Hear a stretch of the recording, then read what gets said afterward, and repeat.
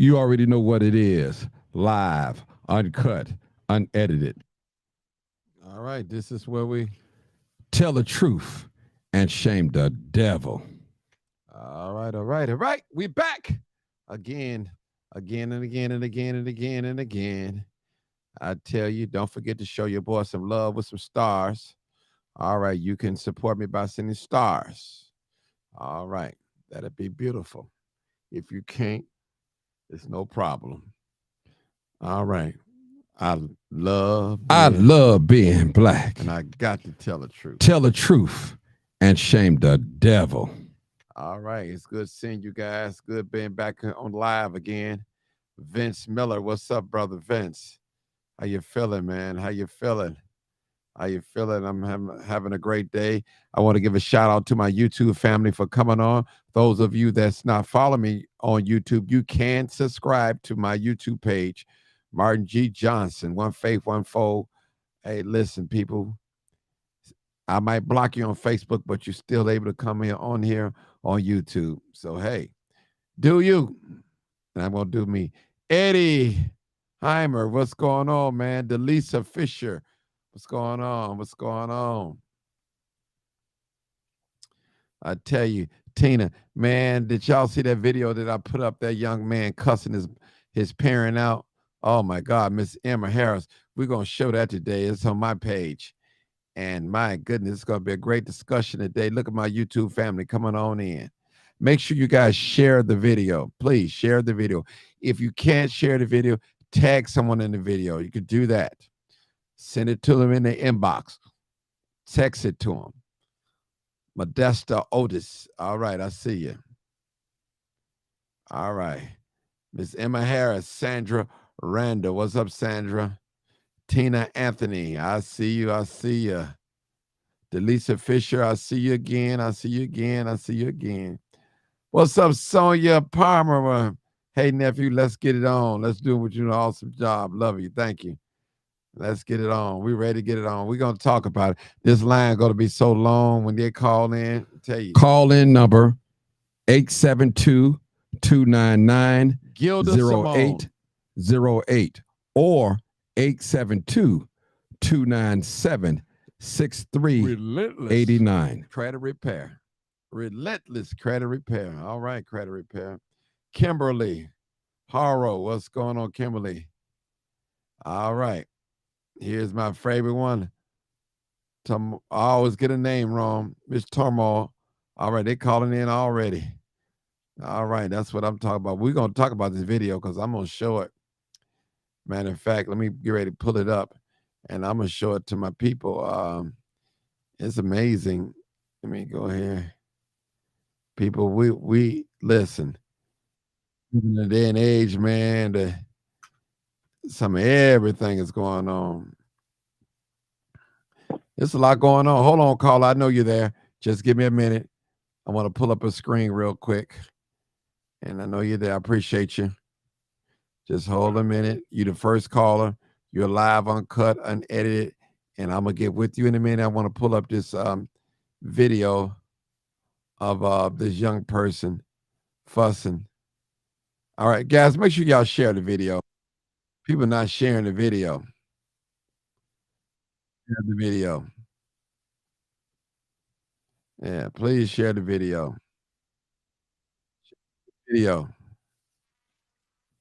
Share the video, people. It's just that simple. All right, hold on, caller. Be right with you. I need to pull up this video. Yes. And we're talking about teens being disrespectful to their parents. That's what we're talking about today. So get your thought together and I'll be ready for you. I'll be ready for you. Live, uncut, unedited, people. All right, let me find this video. I don't know why it's not showing up. And I tell you. Hey, caller, so where are you calling from anyway, caller? Wheaton, Illinois. Oh, okay, that's Robert. Hold on, Robert. I didn't know that was you, Robert. Okay, hold on. Hold on, Robert. Yeah, just got home from the police station. Oh, okay.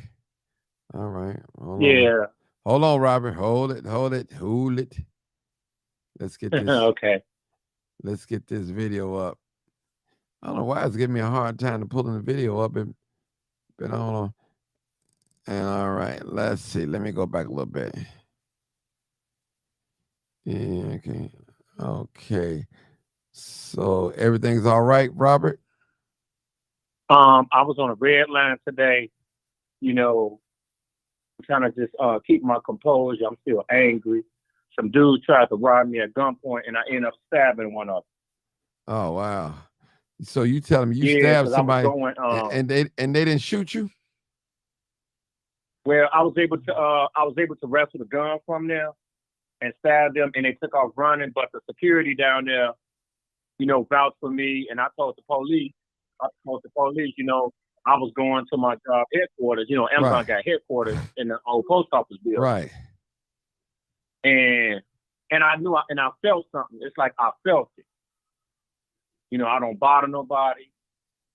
You know what I'm saying? And then and my phone was in my pocket. And then the guy, it was like two of them. The guy was like, "Man, I got weed," and I was like, "Fine, I'm fine." And the other guy gets on the side of me and put his hand in my pocket, and I saw the gun, and what it was, everything just happened so fast. So you wrestled the gun. Well, who got the gun? I had him on the ground. And I called for the security, and the security and the police came. This was at 11:25 a.m. And he didn't shoot you? It happened so fast. No. Wow. Surprised you here talking to me, man. Yeah. All right. But I cut him real bad because the thing was, from what the security said, when he had the gun, he was panicking. Okay. And so then when the police came, it was so dumb about it. The gun wasn't even loaded. Oh, okay. All right. Well, hold it right there, Mark. Robert, we're going to get into this video real quick. All right. We're going to listen up. Listen up, people. For those of you that didn't see the video. Yeah, I see it now. All my life, you're not doing shit. Stop playing, you're not doing shit. So what are you gonna do? What you gonna do? You see. You see? What? Do it. Nigga, beat my ass. Beat my motherfucker. Go ahead, beat my ass right now. Go ahead. You do. Go ahead, beat my ass. Shit out of this fucking window. I'm not playing. Ricky. I don't know what the fuck your problem is.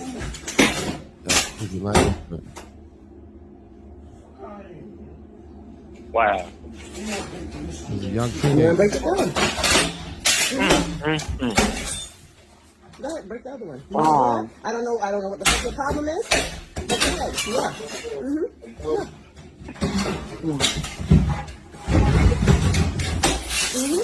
Yeah.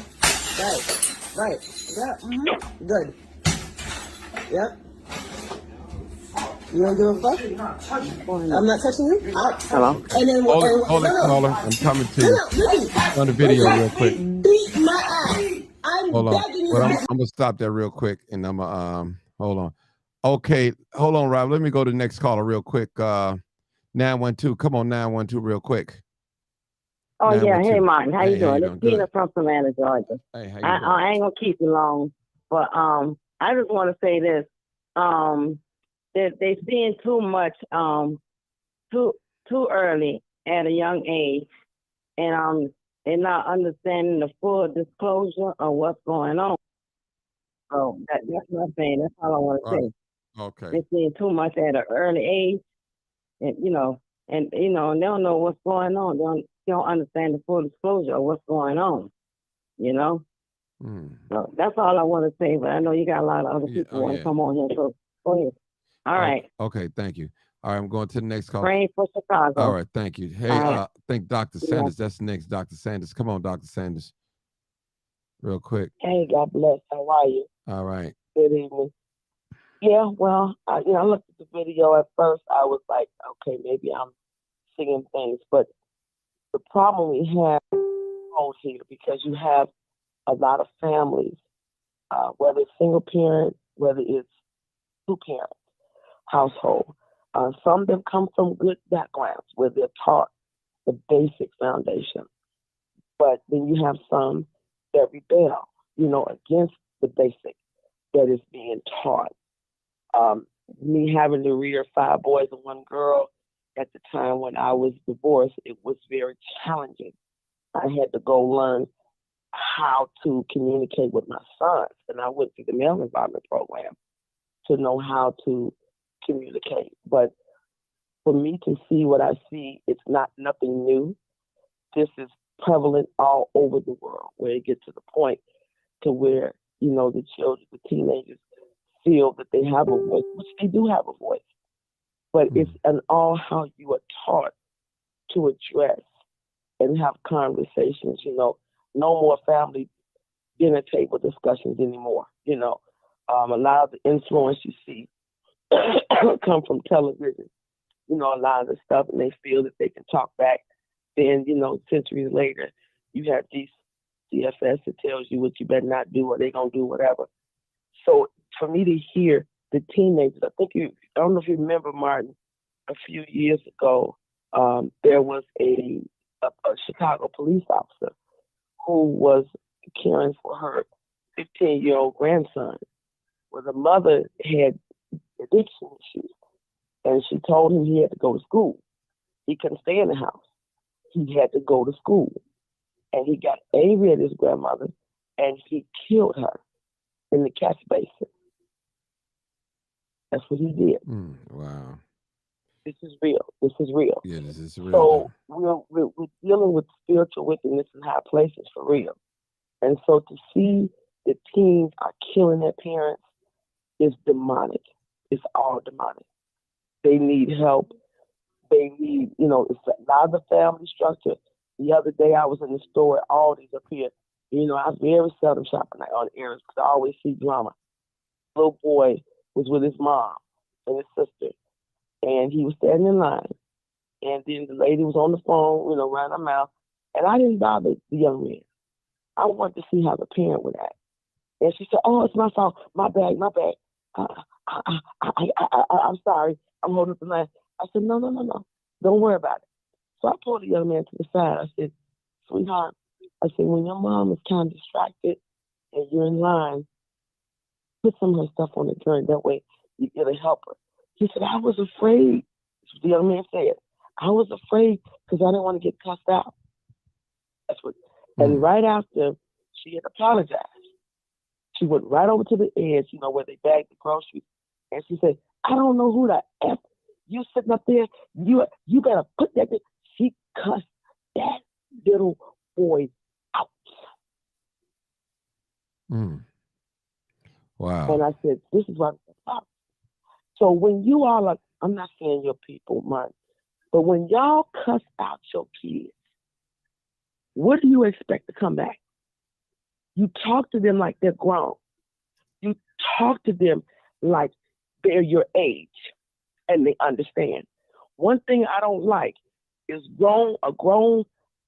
either a parent to come into a relationship or not, to deprogram the thinking of a child against its mother and have a whole different concept. I promise you, my baby son Daniel, father just popped in his life last year, Martin, you know. And I told my son, build a relationship where you're at right now. What happened to us is not of significant importance. But I never condemned him, no matter if his absentee. I never, ever talked about him like a dog. I told my son, I said, when he comes to his senses, you have a right to ask him questions that you feel you need to ask. But be mindful that that is your father, no matter what. No matter what. So when I see this happening, and in the school system, the kids talk up, they talk like they grown. I wish there was a camera that parents could look at every day and watch how your kids address adults like they're our age. And then when they go home, they feel they can talk to you any kind of way. Are you having a conversation with your children? Are you laying down the rules of your household? Because what they're taught at home, when they go out in the street and in school, they know how to act. And I've never had CPS to call me about my children's mouth. Never had that happen. Hold it right there, Dr. Sanders. Hold it right there. I want to play this video.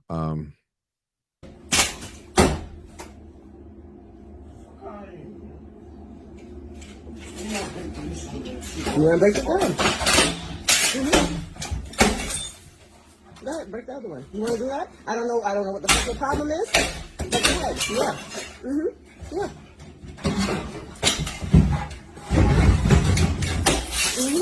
Yeah. Yeah. Right. Yeah. Good. Yep. You don't give a fuck? You're not touching me. I'm not touching you? You're not touching me. And then what? No, Ricky, beat my ass. I'm begging you to beat my ass. Go ahead, nigga, beat my ass today. No, beat my. You wanna beat my? Ricky, I'm sitting right here and I haven't moved. Beat my motherfucking ass in this house. Go ahead. Go. No. You wanna fucking beat? I'm sitting. Don't tell me to come nowhere. Fuck out of here. You're not doing shit. Don't tell me to come. No, don't tell me. No, You're not doing shit. nigga, come back. No, I want you to touch me. I want you to touch me. All my life, you're not doing shit. Stop playing. You're not doing shit. So what are you gonna do? What you gonna do? You see. You sit. No, do it, nigga. Beat my ass. Beat my motherfucking. Go ahead, beat my ass right now. Go ahead. Listen. Go ahead, beat my ass. Get out of this fucking window. I'm not playing. Ricky. I don't know what the fuck your problem is.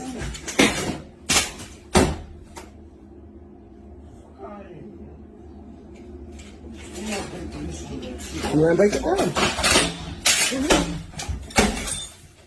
Go ahead, break the other one. You wanna do that? I don't know what the fuck your problem is. But go ahead. Yeah. Yeah.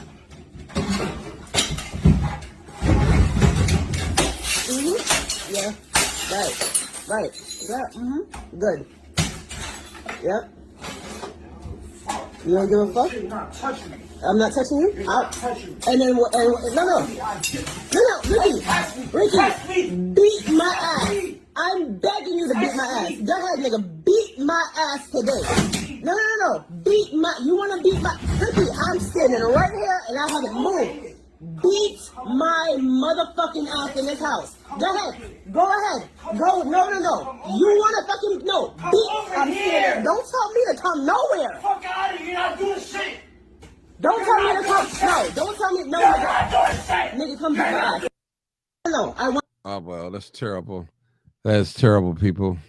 I ran across this video early today, and I thought I'd share it with my audience to let you. I mean, this is serious. I've seen something like this happen before. I ain't gonna tell you when and where, but I've seen it, and people, is so much verbal abuse going on in our homes, our houses, apartments, so much, man. And by the time they get Ricky's age, you could tell he's at least a teenager.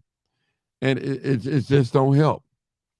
When you cuss out little people like adults, you saying things that you would say to adults, to little people, they have feelings too as well. That young man is emotional disturbed. And I'm going to tell you, he probably had to break that window out, knock the TV down, and from him hitting her. That's how much anger that he had, anger and rage in himself. And I'm going to tell you, some of you single parents, you better be careful what you say to your children. It might come back and haunt you down through the years. I'm telling you, words are powerful. You know, we used to say this saying when we was little, sticks and stones may break my bones, but words would never hurt me.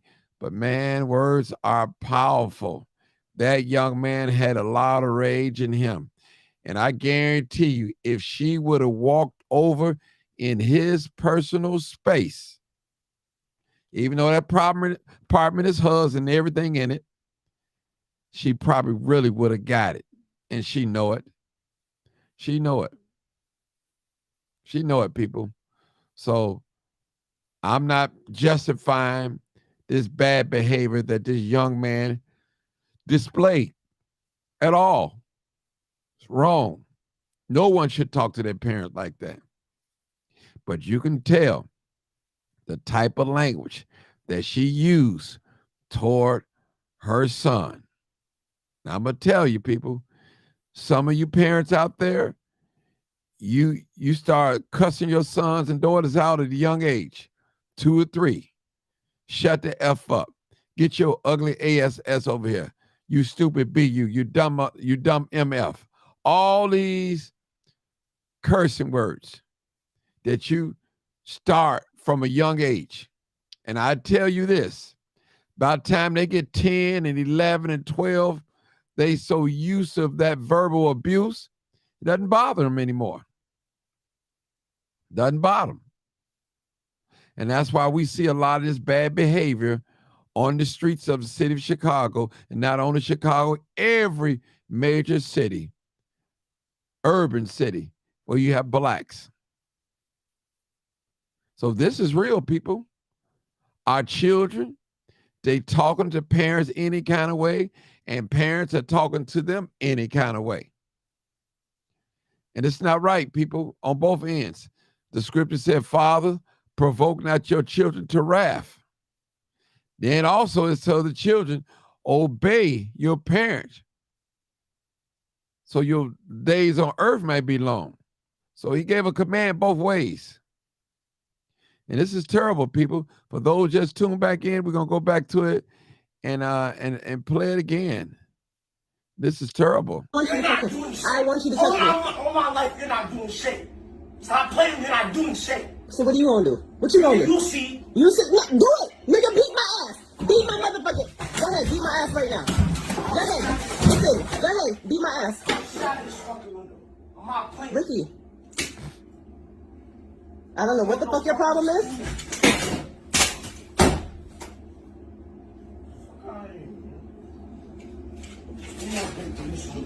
You wanna break it down? Go ahead, break the other one. You wanna do that? I don't know what the fuck your problem is. But go ahead, yeah. Yeah.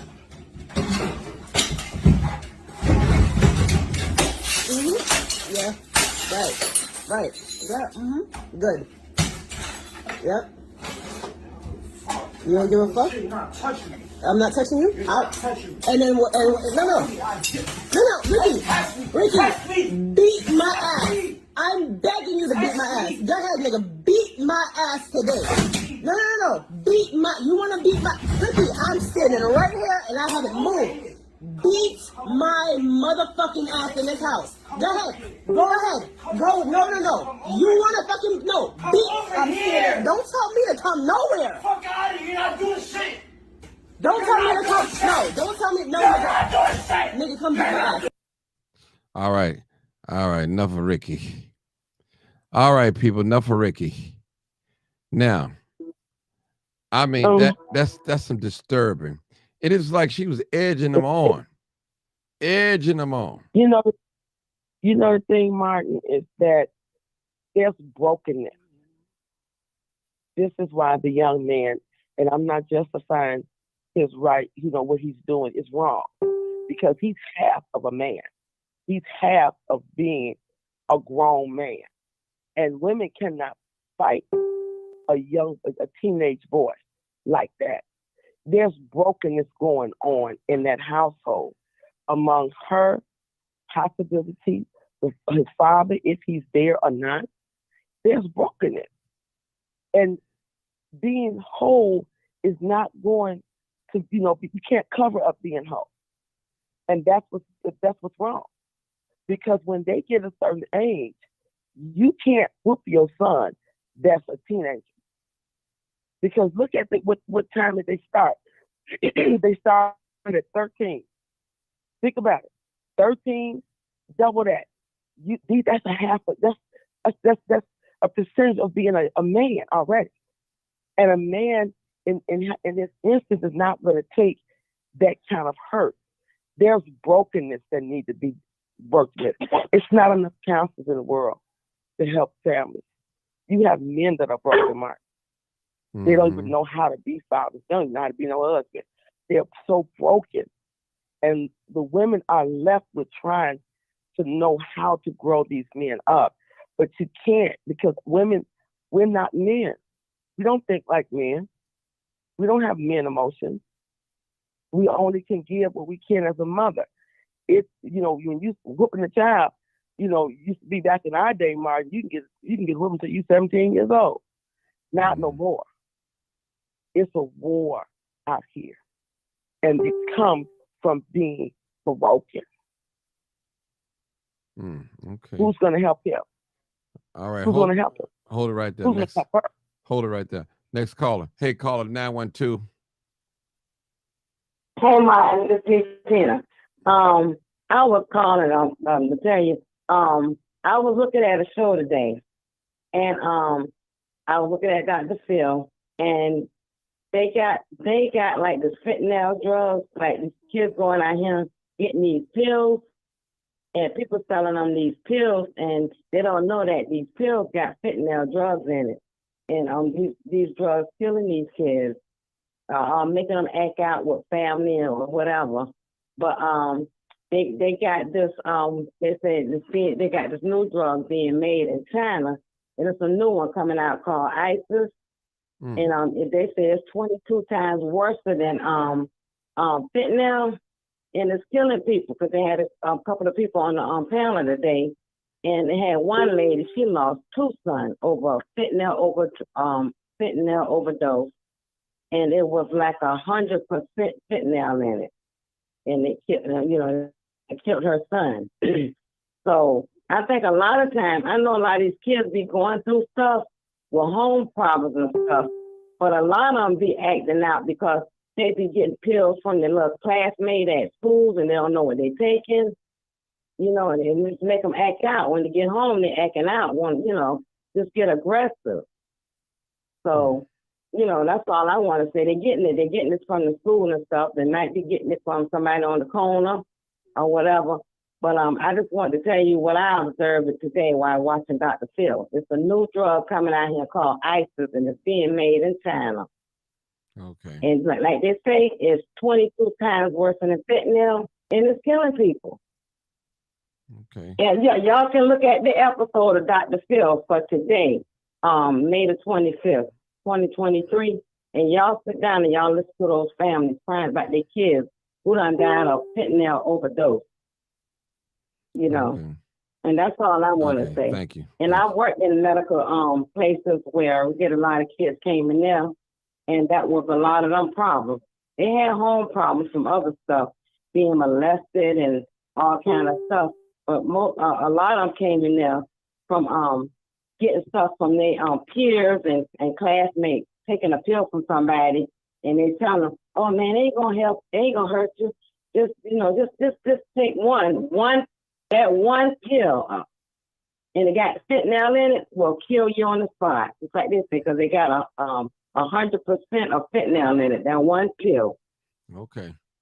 All right. You know what I'm saying? All right. So if I'm telling everybody on here, please look at the Dr. Phil show that was on today for May the 25th, today, 2023. And it was telling you about how them people they losing their kids with these drugs. Oh, okay, Yeah. sister. Yeah, it's going on at all the schools, elementary, all of them, middle school, high school, all of them. Okay, thank you. All right. All right then. Bye. All right, bye. All right. Lisa Campbell said she was, by her responding the way she did, she stepped out adult role to his level. Now they verbally attacking each other. You can't do that. All right.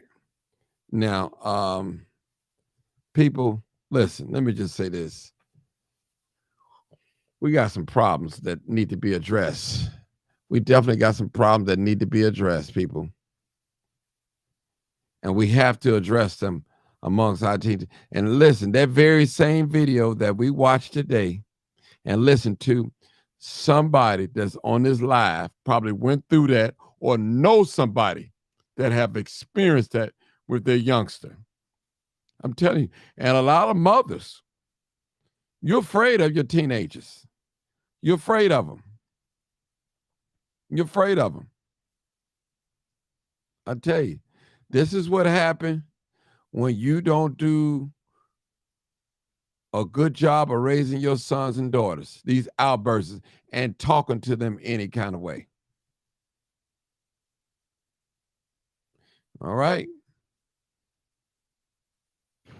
Call in number 872 872-299-0808 or 872-297-6389. And when I listen to this video, someone said, "Can you please show it again?" Okay, let me show it again. All right, hold it. All right, hold it. No, All right. I want you to You're not touch doing me. shit. I want you to touch me. All my life, you're not doing shit. Stop playing, you're not doing shit. So what are you gonna do? What you gonna do? You see, You sit, yeah, do it, nigga. Beat my ass. Beat my motherfucker. Go ahead, beat my ass right now. Go ahead. Listen, go ahead, beat my ass. get out of this fucking window. I'm not playing. Ricky, I don't know what the fuck your problem is.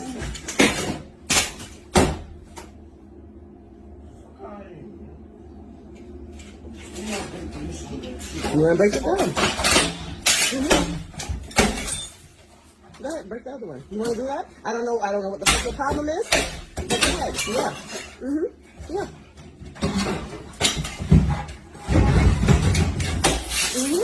Yeah. Right. Yeah. Good. Yep. You don't give a fuck? You're not touching me. I'm not touching you. You're not touching me. And then what? No, Ricky, beat my ass. I'm begging you to beat my ass. Go ahead, nigga, beat my ass today. No, beat my. You wanna beat my? Ricky, I'm standing right here and I haven't moved. Beat my motherfucking ass in this house. Go ahead. Go. No.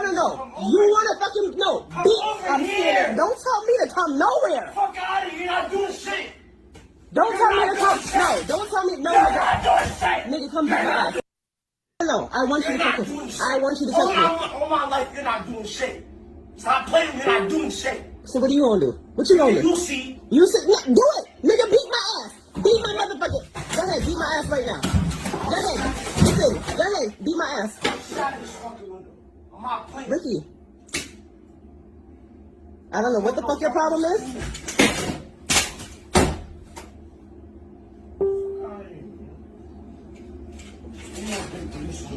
You wanna break it down?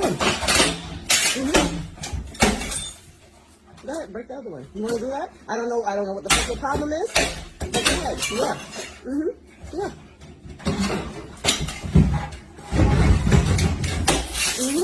Yeah. Right. Yeah. Good. Yep. You don't give a fuck? You're not touching me. I'm not touching you. You're not touching me. And then what? No, Ricky, beat my ass. I'm begging you to beat my ass. Go ahead, nigga, beat my ass today. No, beat my. You wanna beat my? Ricky, I'm standing right here and I haven't moved. Beat my motherfucking ass in this house. Go ahead. Go. No. You wanna fucking no? Beat. I'm here. Don't tell me to come nowhere. Fuck out of here, you're not doing shit. Don't tell me to come. No. Don't tell me. No, You're nigga. not doing shit. Nigga, come beat my ass. I had enough of Ricky. I'm sorry, y'all. I didn't hit enough of Ricky. Oh my God. She didn't make it no better as a parent. She didn't make it no better. No better. She didn't make it no better.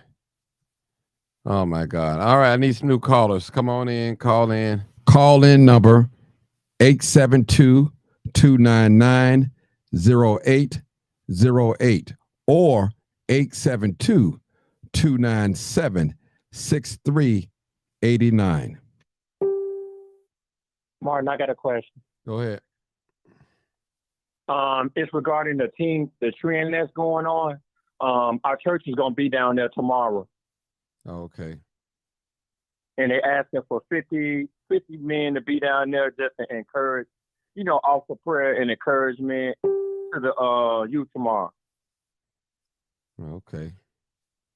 And if it's any men, that's on your show who would like to attend, they can actually meet at Progressive Baptist Church at 4:00. The buses would leave at 4:30, and we will be down there from 5 to 7. Friday and Saturday.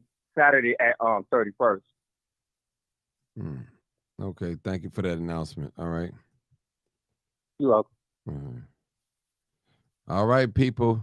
Can somebody I need somebody to call in and tell me what did they observe about this video. It's sad. What's up, Cynthia? I see you. Sad. This is sad. Sad. It's very disturbing. I got a new caller. I mean, for a child to do that. Yeah, this is very disturbing. Hold on, people. You already know what it is. Live, Name it is uncut. Call in unedited. number 872-299-0808 or 872-297-6389. All right, caller 801, area code. Let us know where you're calling from. Caller.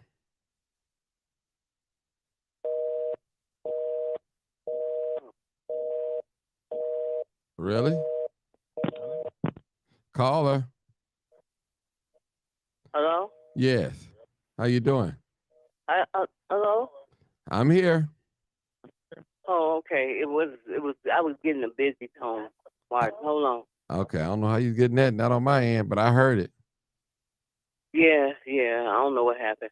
Anyway, I was gonna call. I can remember being in St. Louis and being young, and a lot of young men, teenagers.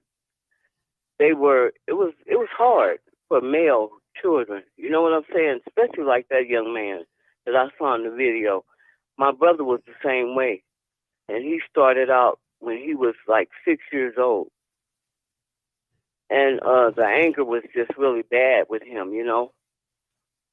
And I always had to help my mom with my brother and my sister when she went to work, because after my dad and her separated, I was the oldest child, and so I always helped my brother. Well, my brother passed away like 2 or 3 years ago, and he had a tumultuous life.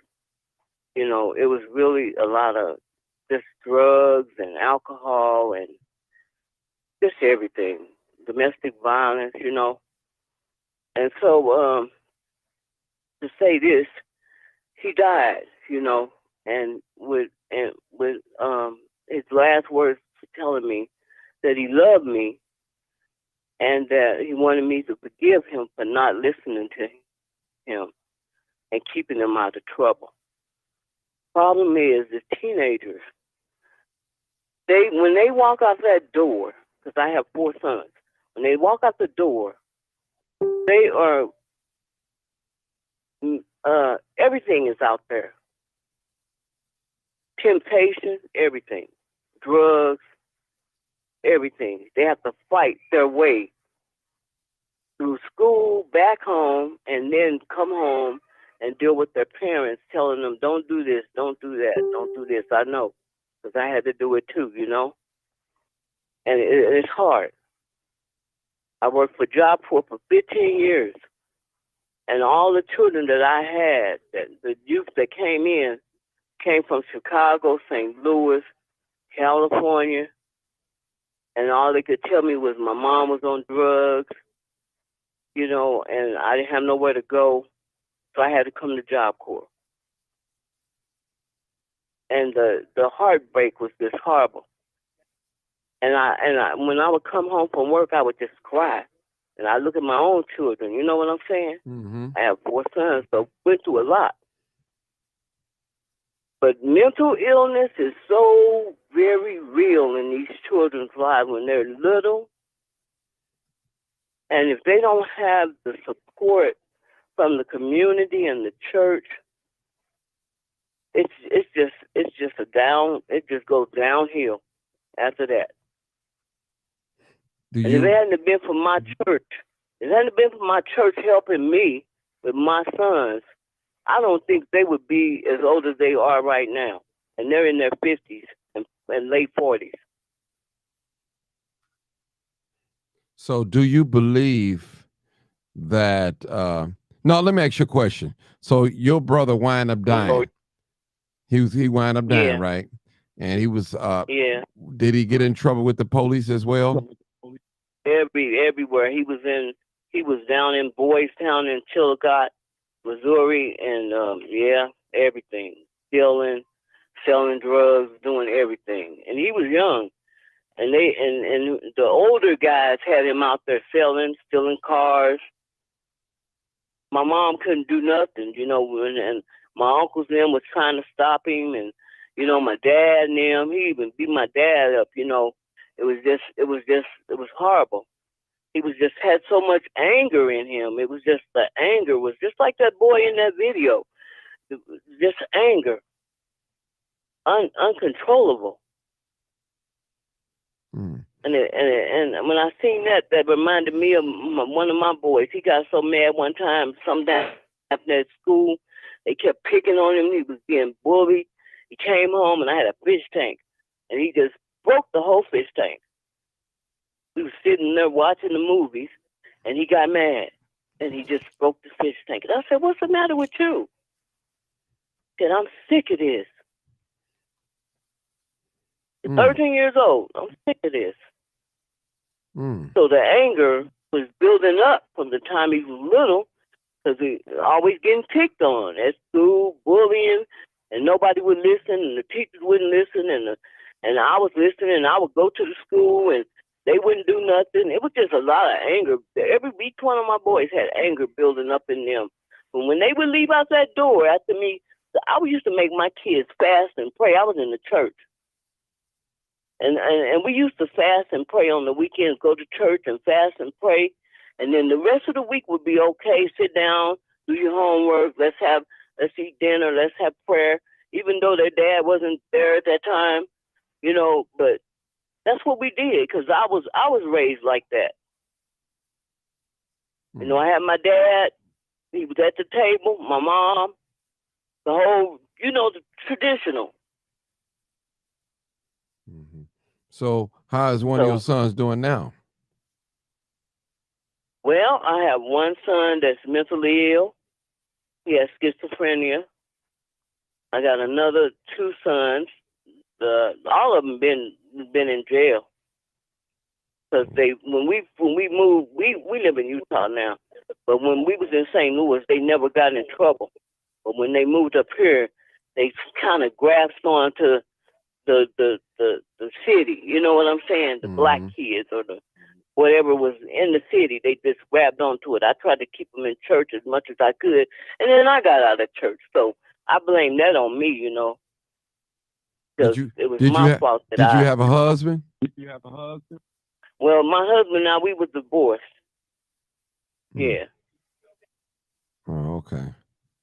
All right. Yeah, so we divorced. So, and I moved up here to Utah to get out of St. Louis, because I felt like if I stayed there, I wouldn't have no kids. You know what I'm saying? They'd be all gone and dead. So if let me ask you a question. If you could have the time, if you had the power to rewind some things, what would you do differently?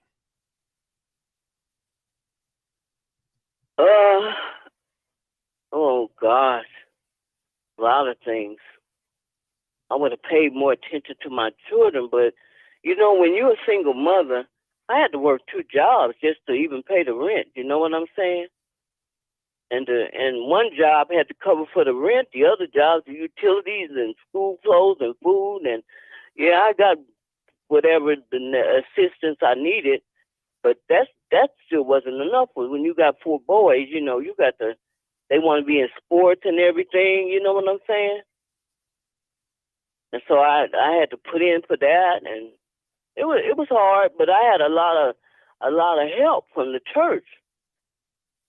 The men in the church, they would help me. I would say, "Look, I need help," and they would say, "Okay, Sister Lemons, what do you want?" And I say, "I need help," and they would sit down and talk, and we'll take the boys fishing or something like that. We'll do some things with them, and that helped out a lot. And we went to counseling. I had counseling, because up here in Utah they have black counselors up here too, and so they deal with kids who have emotional, the Hispanics and everything, and so they knew what was going on in the community, because we didn't have gang violence up here when I moved up here.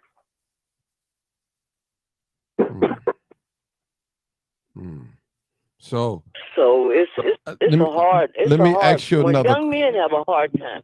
Yeah, let me Uh-huh. ask you another question. And I'm quite sure that you have some parents on here right now, both male or female, listening to this conversation. What advice that you would give them on having a situation just we like the video we just watched? What advice would you give for these parents? Well, the mother. Oh, somebody said you Mormon. No, I'm not Mormon. No, I'm not Mormon. The mother, I think she should have said, asked him what was wrong, what's going on, what's wrong, instead of cussing him out. I don't know the whole video. That's the thing. If I would have seen the whole video, I could have said something, because I've had kids that came in and want to tear up the dorm, you know, when I was working at Job Corps. And I said, wait a minute. Don't do that. Let's go in the office and talk. What's going on? You see what I'm saying? Mhm. So you have to grab those kids and say, what is going on? What's the matter? Mm-hmm. Okay. Because cussing them out is not going to help. It's just going to make you angry and them angry. Okay. All right. Well, thank you so much. I got another caller. Thank you. So I got Okay. I got 2 more callers, 3 more callers. Okay. Thank Have you. a good evening. You too. Thank you. Yeah, for the mom. I'm 4722. Hi, Martin. How are you? Good. Great. Okay. That is a visual of the real enemy of us. You know, before we were talking about the police or the white man and all that, the real enemy looks just like us. And the thing is, it's about the intent of the heart. You know, and there's a word that says, it's a discerner of the intent of the heart. We used to ask a question, are you a man or a mouse? You know, the thing is the intent. So I would like to label that action being intent to keep humanity, which describes what the bitch looks like. The thing is to make the enemy a person, and we put all of the bad characteristics, Sir. every evil imagination. Sir. What? Yes, sir. Okay. You sound muzzled. It's not clear to me. Okay, well, you got me on speakerphone? I got an earphone. Maybe you got take the taking- earpiece out and talk straight into the Okay. phone so we can hear you clear. You sound muzzled to me. I don't like this, you know. Hello, better? Much better. Go ahead. Okay. Make the enemy like a person, a personage, a character that has every evil imagination attached to it. And we crucify the character before people get to doing things that we wouldn't have them do. We let them know what the bottom is. Because if we don't snatch the respect of the youth now, as we get older, we will be nothing but casualties to them. We're worthless because there's so many of them, they're so fast, and we are basically just old people in the way. We need to make them respect us. And there's a word that says, a woman comes to Jesus and asks him for help. And he says, it's not right for me to give the bread of the children of Israel to the dogs. And she says, well, at least the dogs will get the scraps from beneath the master's table. And he said, because you say this, you're blessed. And what you ask for, you receive. And what she asked for was, my daughter begs for the devil. Would you remove the devil from my daughter? We have dropped the ball raising our kids. We can't go back and re-raise them.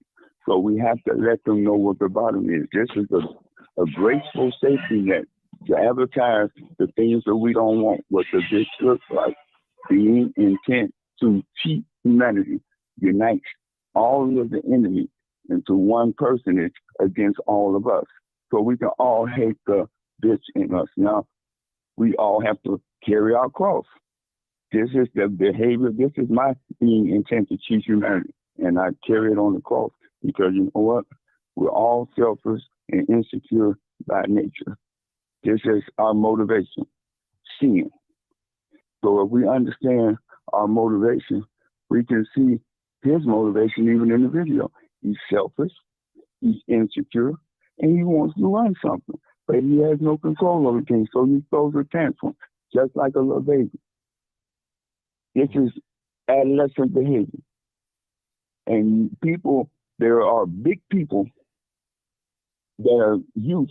I want to say they're chronologically old, but they haven't grown up. And we can't tell them nothing. But we got to let them know what we don't accept in society. And when society says we don't have this, then we just won't have it. Okay. All right. Well, thank you, sir. I'm going to go to the next call. Thank you for your comment. Okay. Thank you. Thank you. No problem. All right. We're going to the next comment. 5625. 5625. Come on, caller. We're moving on down. Got 2 more callers out there. Come on. Hey, Martin. How you doing? All right. This is Samela. Hey, Samela, how you doing? So, all right. I'm strictly talking about the video. Yeah, you got to talk up a little louder now. You just sound so we can hear you. Okay, hold on. I'm strictly talking about the video. Yes, we're talking about the video. It's strictly mental health. That's why we got to put back into the mental health business. The mental health. Did you see she never approached him? She stayed away. He broke everything. So because that's her son, she already knows there's some mental health issues. Well, let me ask you. Let me ask you a question. Do you think it was mental health on her part too? Because she's provoking him. She's provoking him. So she's talking back. And she's talking back as a mother. She's not provoking him. But She's whatever not- she's doing. Hold it. Let's just go back to this video. Hold it right there. Hold it. Let's re-listen to this video. Let me pull it back up. Let's re-listen to this video. All right. No, I want you to touch me. I want you to touch me. All my life, you're not doing shit. Stop playing, you're not doing shit. So what are you gonna do? What you gonna do? You see, You sit. No, do it, nigga. Beat my ass. Beat my motherfucker. Go ahead, beat my ass right now. Go ahead. Listen. Go ahead, beat my ass. You tell him what to do. Ricky. I don't know what the fuck your problem is. She tells me what to do. She tells me. He's like, if that's what you want to do, Listen. You wanna break it down? Go ahead, break the other one. You wanna do that? Tell I him don't to break know. the I other don't know one. what the fuck your problem Giving him is. instructions. Go ahead. Yeah. No, she's not giving And instructions. she's telling me you want to break. Go ahead, break. Listen, you hear the You video. know that that's what he's going to do. Right. No. Right. Yeah. Good. Yep. She's escalating it. You don't give a fuck? you're not touching me. I'm not touching you. You're not touching me. And then what? No, Ricky, beat my ass. Now look, what's I'm this she's begging telling you me? to beat my ass. Go ahead, nigga. Beat my ass today. No. Beat my. You want to beat my? Ricky, I'm standing right here and I haven't moved. Beat No. my Listen. motherfucking ass in this You house. can't make what the video. Listen, sister. Listen. I'm listening. You heard her. You want to break that? Break the other glass. You heard her giving him instructions. She edging him on. That's what I'm saying. She's adding fuel to the fire. So she edging him on. You know, if she'd have just sat there, closed her mouth, let him get his frustration out, it might not have went that far. That's all I was saying. Is he right for doing what he's doing? No. But is she right? No, either. No, she's not But right. you know where he's going to end up? You know, he's going to end in the mental ward. When they come to get him, we're going to slap his ass in, take him to Loretta Hospital on the 3rd floor. He's going to be in the mental ward. Well, I'm just telling you, the brother. I mean, Mental health. She didn't. It's definitely mental health. It's on both of their parts. She edging them on. She escalating it. Because you know what? Okay, let me ask you a question, Samel. Hold on, let me ask you a question. Wait. Okay.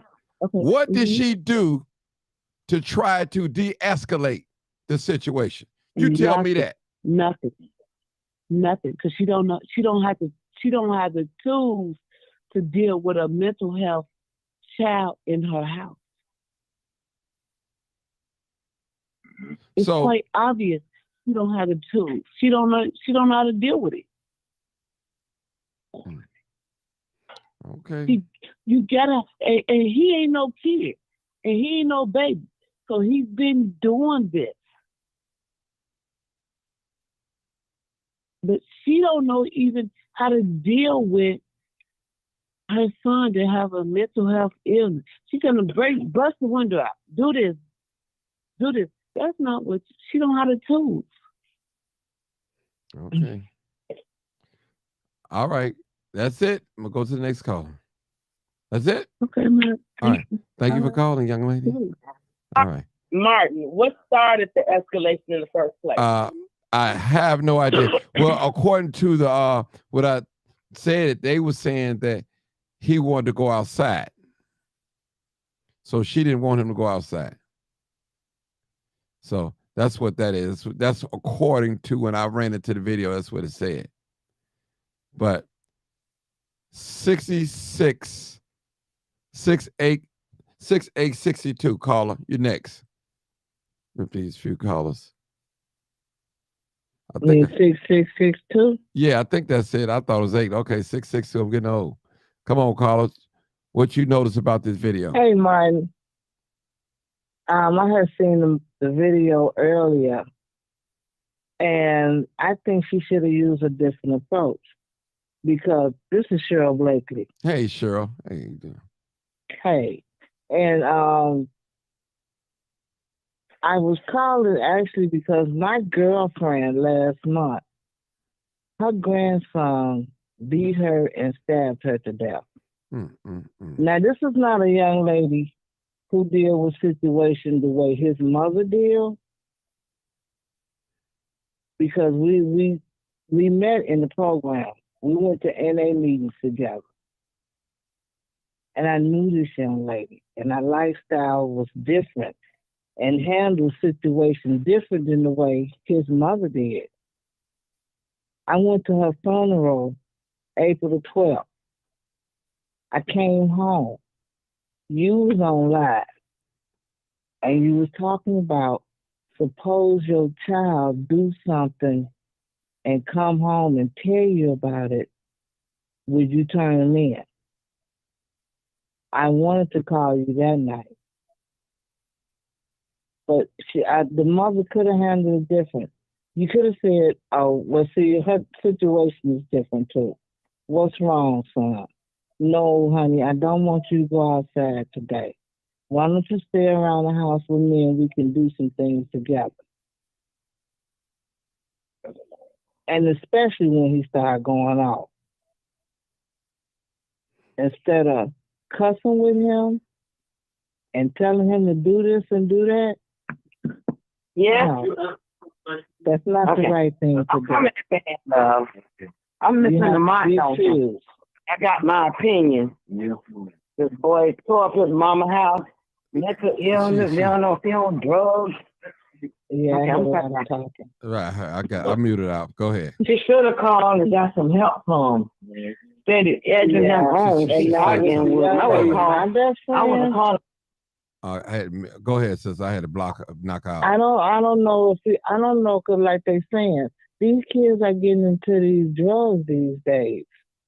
And this was her firstborn grandson.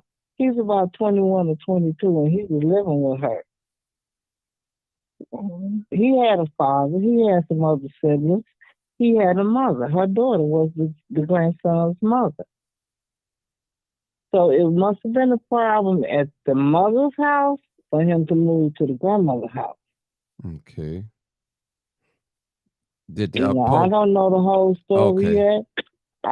Did he get arrested? Talked. Did he get arrested? Yes. Okay. Yes, right. he called his mother and told his mother that his grandmother was dead. Okay, he got arrested. Yes. Okay. Yes, he did. All right. Well, And I still would love to know how this whole case is turning out, but I don't get, how any way to get in touch with the Right. daughter, Right. to find out what's going on. Okay. All right. Well, Because her daughter do know me. Okay. I got to go to the next call. I got 3 people after you. 1, 2, 3. Thank All you right, so much. thanks, All right. Martin. All right. Thank you. Mm-hmm. All right. All right. 1975. 1975. Hey, Martin. Yes. Go ahead. Yeah. Hey, Martin. This is Perry calling you from Detroit. Okay. Hey, Detroit. Yeah. Hey, how you doing? The escalation part, I believe that the mother has been trying to get intervention. I believe she has. I believe the mama escalated it, though. And try. But the boy got liquor problems. Hold it, brother. Hold it. Now, one person talking at a time. Hold it, brother. Hold it. One person, no outbursts, please. I'm trying to get through these calls. We got like 1, 2, 3 more other calls, 4 more other callers, and I don't want to have them sitting on here waiting a half an hour just to talk. Okay, please. Yeah. Thank you. Okay. Go ahead, my brother. Go ahead. So, 1975. yeah, Go ahead. Yeah. So the mother probably has been calling the police to get help, but the police has told her they're not going to intervene until he commits a crime. So the escalation on her part is to try to get him to assault her. She can call the police, then they can arrest him and possibly gets the help he needs.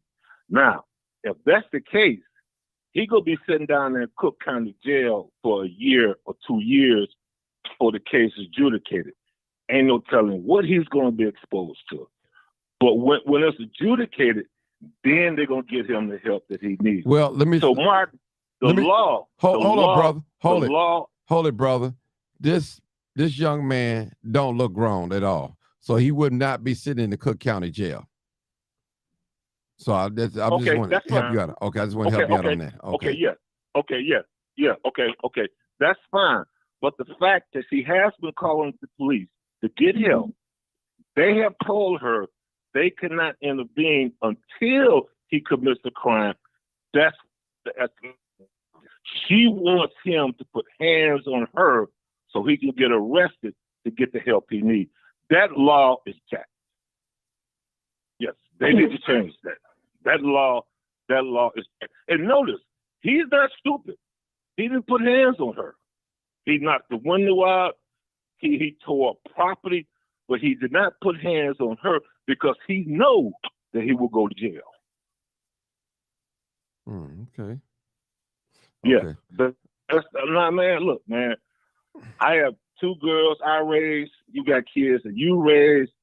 We don't want the police in our business, but she probably has been reaching out for help. And they have told her, the police department has told her, we cannot do anything until he commits a crime. That's where the escalation comes in. That's what she's trying to get him to do, put hands on her so she can have him locked up. Okay. Then he could possibly get the help he needs. Okay, that's it? Yep, that's it, Mark. Thank you for calling. Hey, man, thank you. Hey, man, thank you, man. I've been following you for years. If you ever decide to run for mayor in Chicago, I'm gonna move there and vote for you, my man. It ain't gonna happen, brother. It ain't gonna happen. All right. It ain't gonna happen. All right, thank you, man. I appreciate it, though. All right, thank you. Nice talking to you. All right. I'm going to the next caller. 7365. 7365. We moving along, people. We moving along. This is Steve from South Island. Hey, Steve, how you doing? All right. Yes, I watched the video, and it's sad. And I want to say this. I believe that's really something wrong with that boy inside of him, and he probably feels like his mother really don't care. Or maybe but I do agree that she doesn't have any tools of how to handle him. But he's the main one with the mental. And she may suffering. She maybe has a little mental as well, to why she maybe couldn't handle him. But there's something deep inside of him. He just needs a psychiatrist to help. I feel like his mother really not doing anything. But she should have at least told him that she loves him, and she wants to take him again. So instead of just cussing at him, cussing at your kids is going to do more damage to him. It's like she already doing more damage to him by just cussing at him like that. It's not going to help. If this is what happened to these young boys, they're going to turn to the streets. They're going to end up dead. And that's what's probably going to happen to him soon if he does not go get help. That's all I have. Thank you, brothers. Thank you, brother. Thank you, South Highlands. All right. 6112. I believe that's Reb the Barber. 6112. Yeah, we're going on right here, everybody. Okay. This situation, watching this video, is sad, but it's very familiar to me. I've seen something just like that. The sad part about it, the end thereof of the example of what I've seen is a young man in my life passed away. I totally think that the mother is totally inexperienced. Just because we become parents and we have kids don't mean that we have the experience to handle the things that would come later on in life dealing with these children. And this young man, you know, we could say it's a mental issue, but let me take us down the road. You know, there's many kids we will screen mental issues. First of all, he was intimidating her with his tactics of making her afraid of him. And that's at this point now. And it's going to get worse because really when you get to this point, there is no help. It gets to the point, like they say, an old person gets to the point in their mind where they're stuck in their ways. Well, these teenagers are more wiser and today than we were coming up. We wouldn't do things like that, and there's no discipline, so they're stuck in certain ways that you just may not be able to turn some kids from. And that's what I see in this video. The mother shouldn't have, you know, just put your hands on all that stuff that she's doing. She's showing that she have a problem too. She's showing how more inexperienced she is in taking care of her own child. And there's many parents out here that have kids that they have birthed into this world, especially mothers that's single parents that's dealing with sons, especially that will take advantage of the fact that there's no discipline of a father figure in the household. Trust me, I'm telling you, it's proof of statistic facts. If you look at it, there are most boys that born were just by nature, they would take advantage on whoever make it more easier for them to get what they want. And that's pretty much what he did. So when he didn't get what he wanted, it has been, this wasn't new. We just caught the video on what she goes through on a regular basis when he don't get what he wants. And it deemed from maybe him not being having a father, it's like might deem from a tradition of his father being like that. Maybe he learned that example from people that's being around him. Maybe his mother has always said certain things and he's just hurt, he's traumatized, and he's using this, but it is intimidation. And that's something that all these children are doing right now. They're doing it because they can get away with it, because everybody after they're doing it is asking the questions, what we're going to do about these kids, what's wrong with these kids, instead of throughout the time of their growing up, allowing discipline to come about, some discipline, and also not only discipline, but some structure. And that's totally what she don't have inside her household. So we see what we see right now today. And when you get to a point like that, it's really nothing that can be done. What help? What help? This young man's at the state of his mind where we can call it mental, we can call it demonic, but it is where he at in his life right now. And we ought to thank God that we can save other children from getting to that point. You know what I'm saying? I've seen it.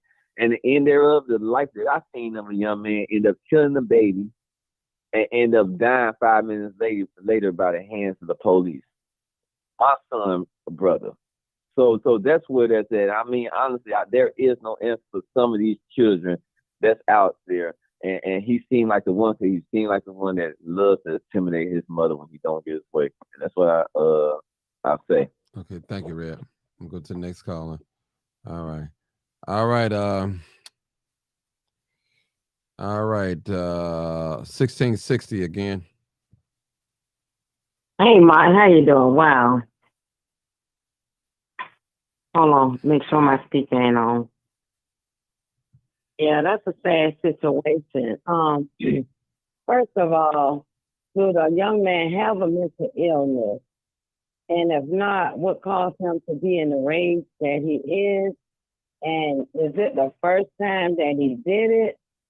And if not, the mother should have got help from him, way before it got this bad in the video. You know what I'm saying? Because she wasn't helping the situation. So if he got a mental problem, she's following him up. She had like something wrong with her too. You know what I'm saying?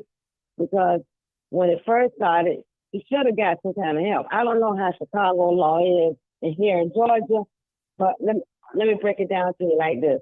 I had a son. He's not a teenager. He's 32 now. And he was married.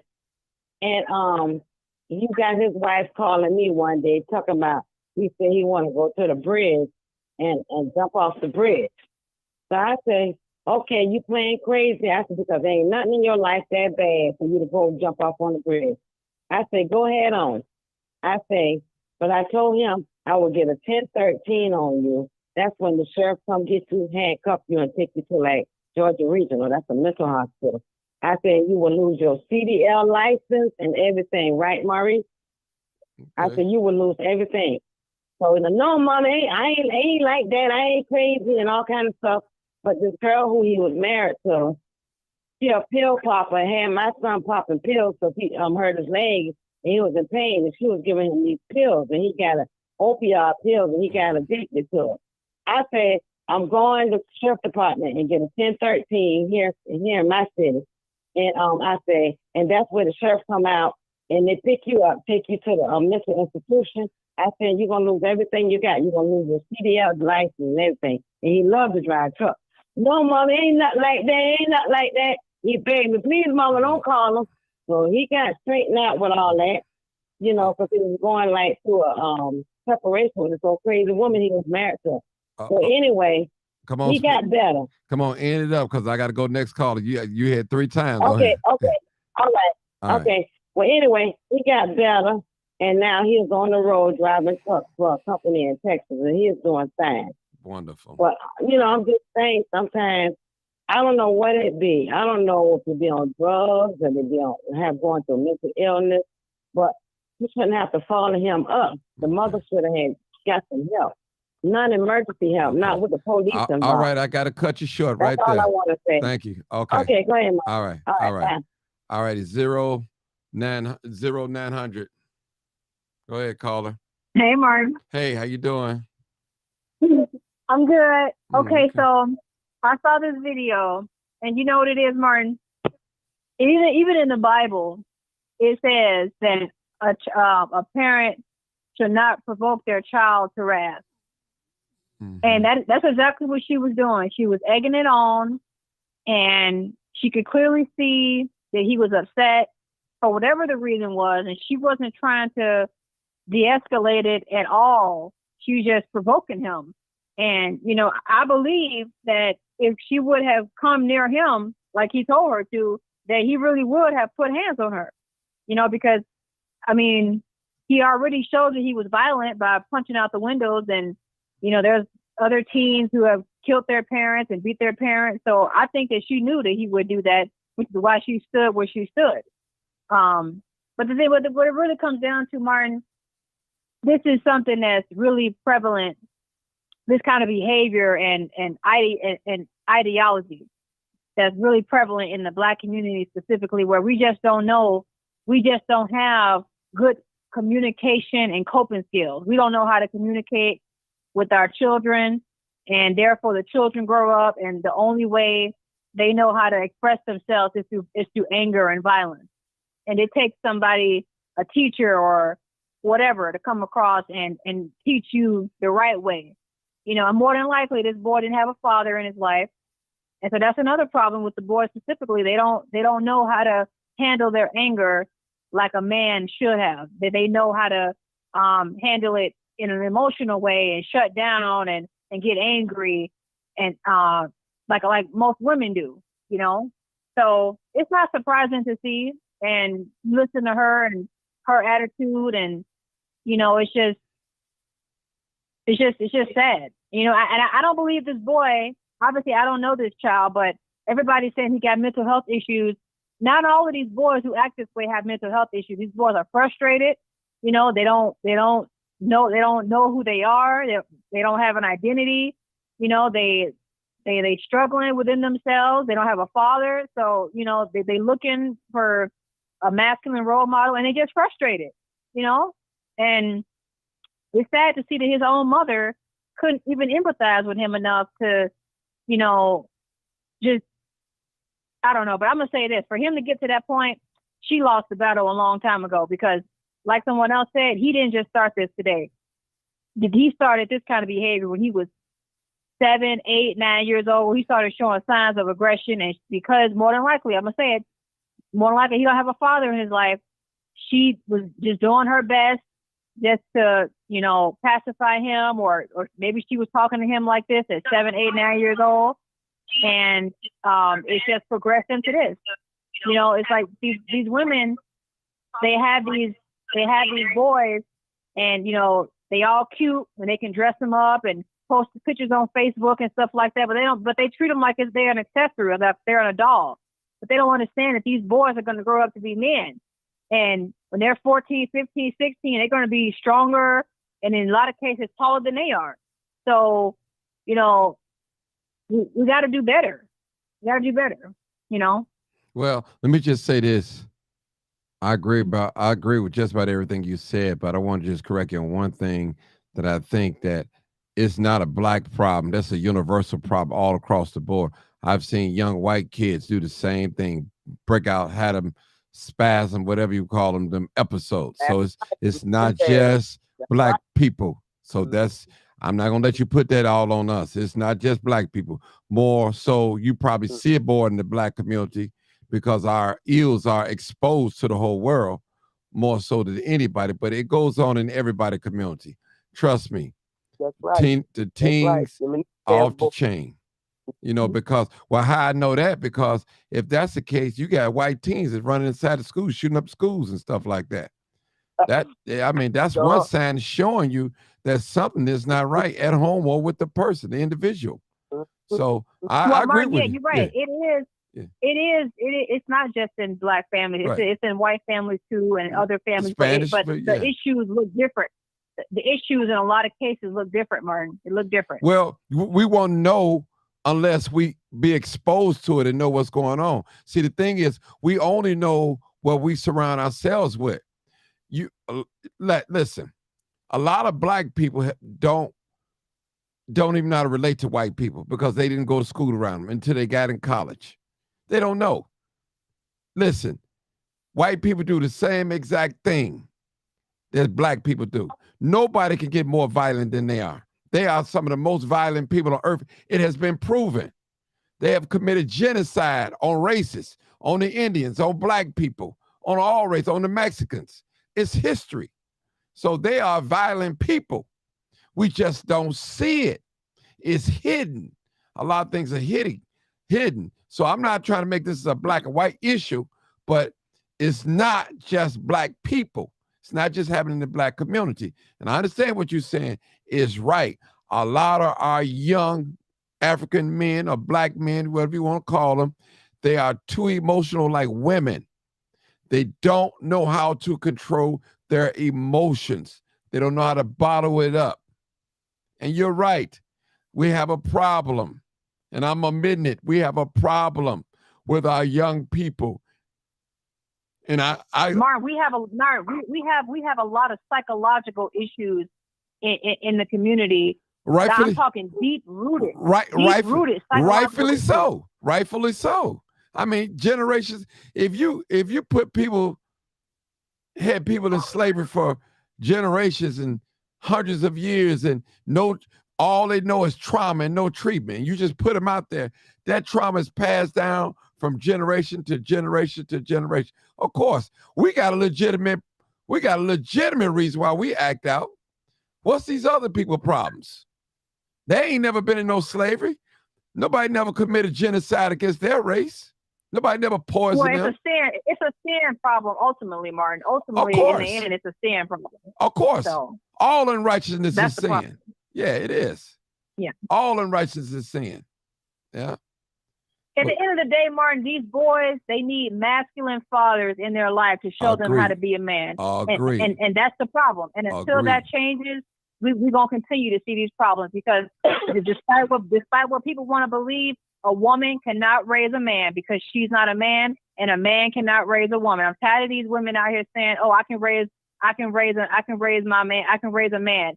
Okay, if you can raise a man, then what does that say about the father? To a father who's out here raising his kids, that's basically telling him, "Oh, you ain't needed for nothing but to make the baby. I don't need you." I mean, imagine how that make a man feel. But it's true, Martin. A woman cannot raise a man, and I don't care how that make anybody feel. You're not raising a man. You just raising a male. You just raising a male because he's not a man. He's psychologically and mentally, physically, he has the body of a man, but mentally and psychologically, he still has the mind of a boy, and that's the problem that we see today. Okay. All right. I ain't gonna argue that. That's a whole nother argument. A woman, but let me say this. Okay, I'll let you talk, Dr. Sam. Let me just say this real quick. I'll say this. Some women don't have no other choice but to raise their sons. They don't have no other choice, no other option. That's the hand that they're dealt with. They didn't marry, they didn't have a husband, or the husband widowed, died on them. And so I'll say this. I'll put it like this. Men can offer young boys something that a woman can't offer them, and vice versa. Women can offer young ladies something that a man can't offer. I'll say that. But it really takes a man to raise a boy to make him complete. I'll say that, to make him complete. I'm trying to sugarcoat a little bit. Go ahead, Dr. Sanders. Go ahead. Well, no, you're right. The thing of it, you have the Menendez brothers. They killed their parents. You had a lot of those white killers that did a lot of things to their parents, dissecting their bodies, spreading it all over the Mississippi. I mean, you have that. One thing I will say this in respect of my late aunt that just passed last month. Her husband was not into the marriage. She had 5 boys and 1 girl, as I. Each of them, with one exception of one that was old enough, they all became successful. And guess what they did? They took care of their mother. And they had to learn how to be men.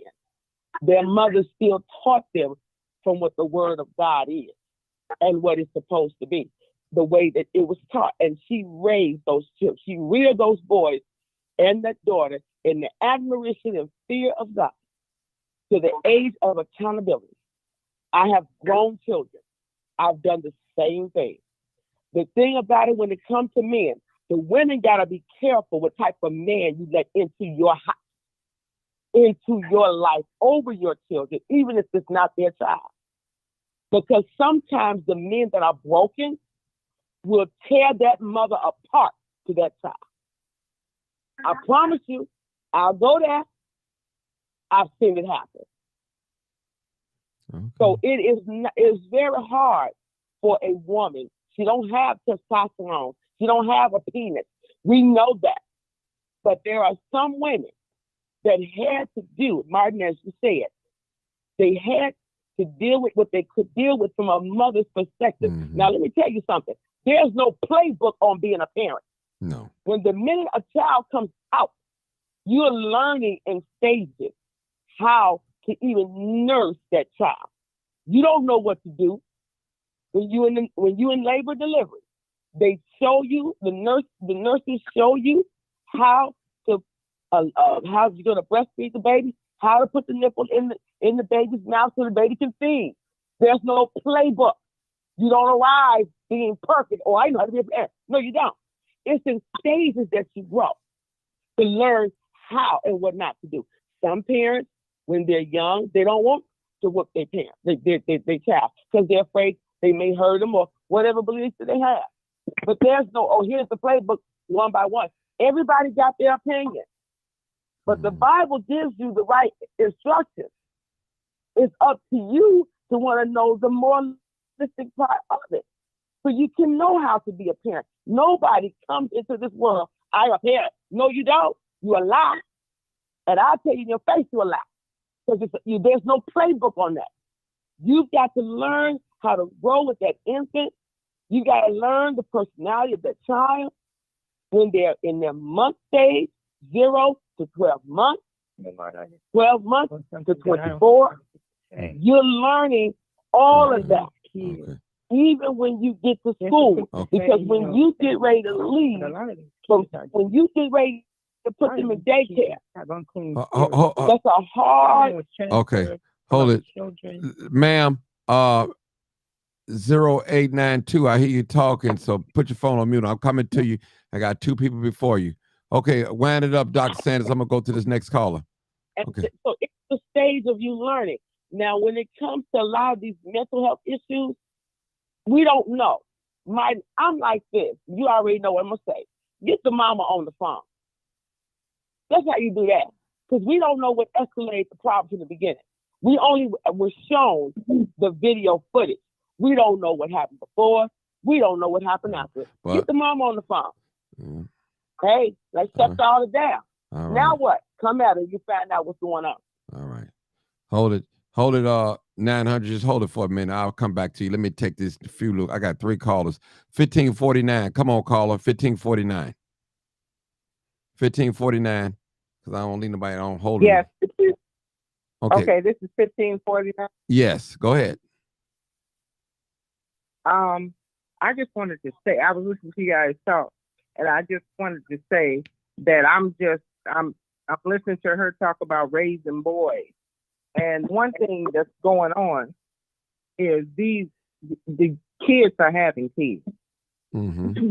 And if they have the kids at 15 years old, 16 years old, they haven't had a chance to live yet. So they just having them and they just here.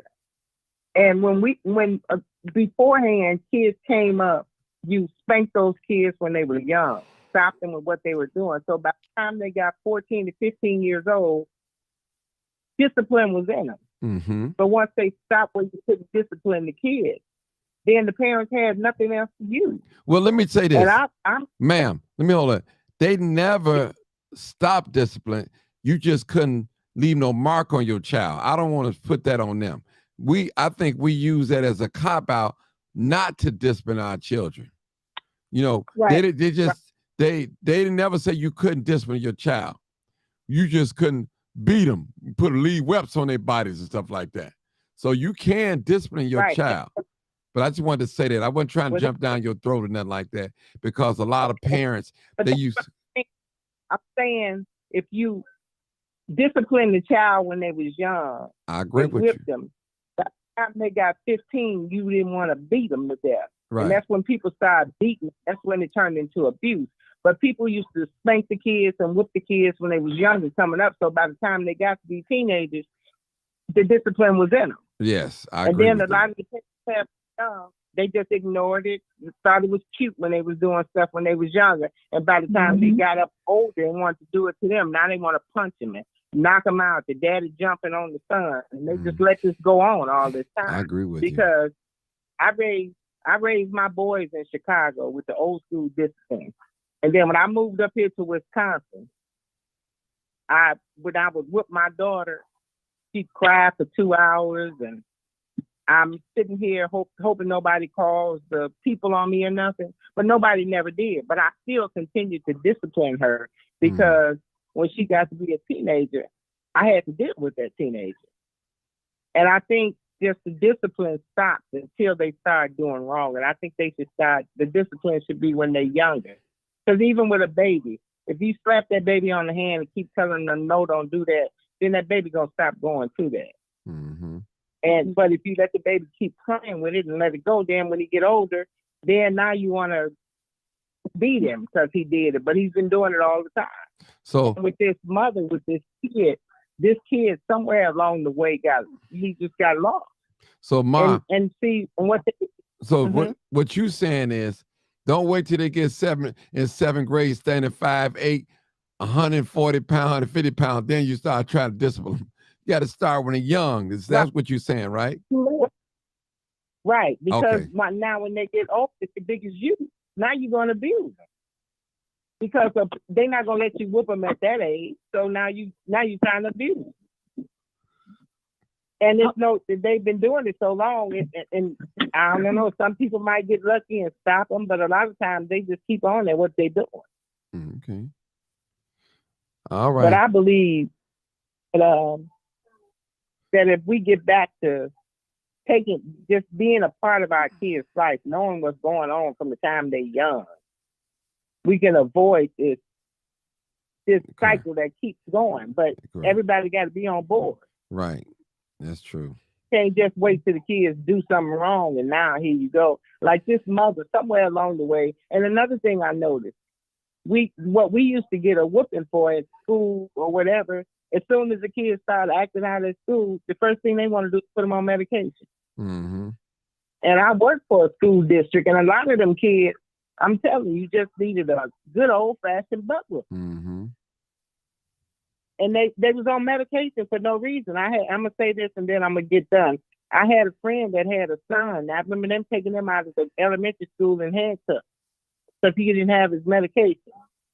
Once that boy got out of that school system and went on to high school, he got a 4-year free ride scholarship at Marquette University. If this kid had issues, how did he do that? Mm-hmm. You know what I mean? If he was mentally ill, mentally challenged, how could he do that after that time? Well, the time that he needed to be disciplined, he wasn't disciplined and he was just out of control. And by the time he got to high school, he got it together. Beautiful. Beautiful. Thank you so much. And he was on the, okay. I'm going to cut it right now because I got 2 more behind. Yeah, thank you. Thank you. I don't want to leave people holding. Okay. You know, I'll leave them on there for half an hour. Okay, thank you. All right, 2305. Then I got another one after that. 2305. 2305. Hey, caller, 2305. All right. Going once. Going twice.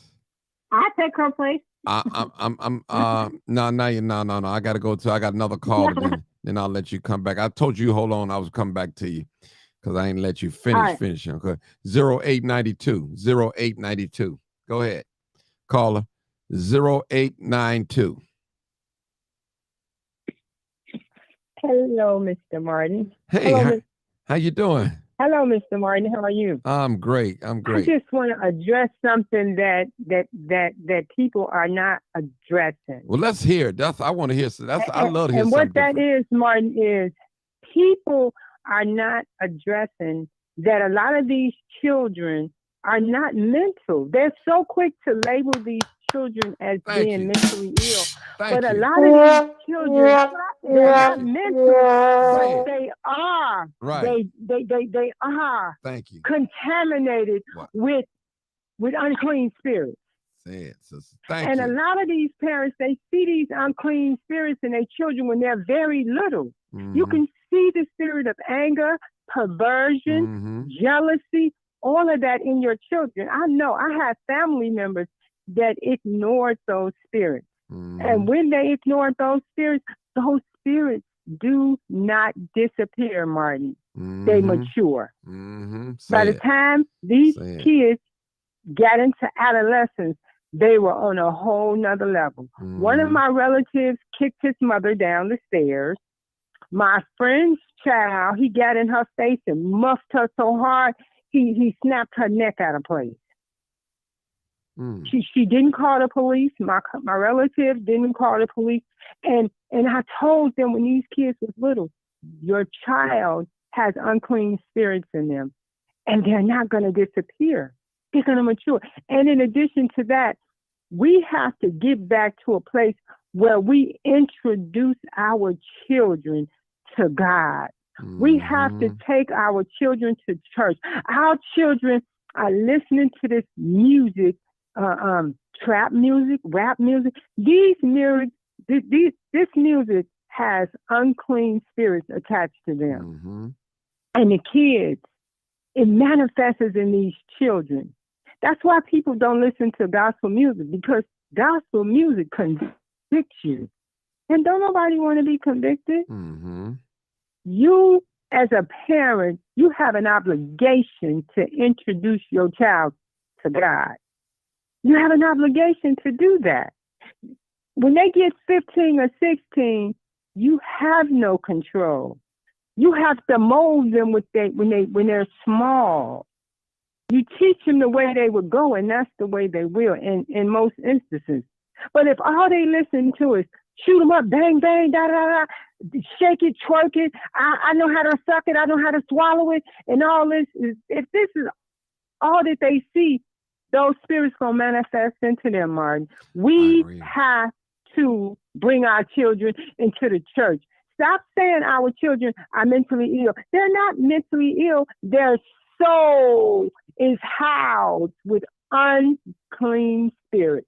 Period. This is a woman of God talking here. I'm telling you, she's speaking to the spirit. Yes, I am a woman of God. I know. And I pray over people. I pray over kids all the time. Mm-hmm. I have 166 nieces and nephews.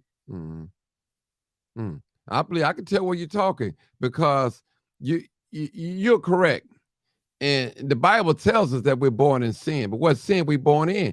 And when we see these spirits, we got to attack them, right? We got to get on top, but it take a spiritual person to drive these things out of them. It's just like a spirit of homosexual or lesbians. You see, you see little boys acting like girls already at a young age. If you don't correct that, you have to correct that. I had 4 children coming up, and I had one boy. One boy. I had to explain to him, boys play with men dolls and ladies play with baby girl dolls. I explained that to him. Certain colors. This colors is for females. This color's for male. I had to explain that to him. The baby is innocent. They don't know. They gonna mimic what they see other little people, other children are doing. You can't do that. So you're right. It takes a person with a spiritual eye to drive that out of them. It's like, I'll give you another example. Naturally speaking, if a father never tells his seed, his sons or daughters, he loved them or give them a hug and show them affection, automatic, they're going to reach out to someone other spirit and get it from somewhere else. You have to tell your children you love them. You have to hold them. You have to cherish them. You have to show them some love. That's what we have to do. And we don't have enough love. We're too cold-hearted. You can take an adult and you cussing children out like they are adults. How would you like if somebody tell you shut the F up? You wouldn't like that as an adult. So imagine a little bitty old person, 5, 6, 7 years old, you telling them that. How you think they feel? They feel crushed, people. And when they get of age of 10, 11, and 12, it's like bulletproof. It don't even bother them. They're used to it. They have become what you have called them. We're talking spiritual and in the natural right now. So sister is right. It's the spirit. We can't blame everything on mental illness. Can't blame it on that. And that's what we're doing. That's a cop-out. We blame everything on mental illness. And that's not so. We sound just like these white people. I'm sorry, I had to say it. Yes, it is.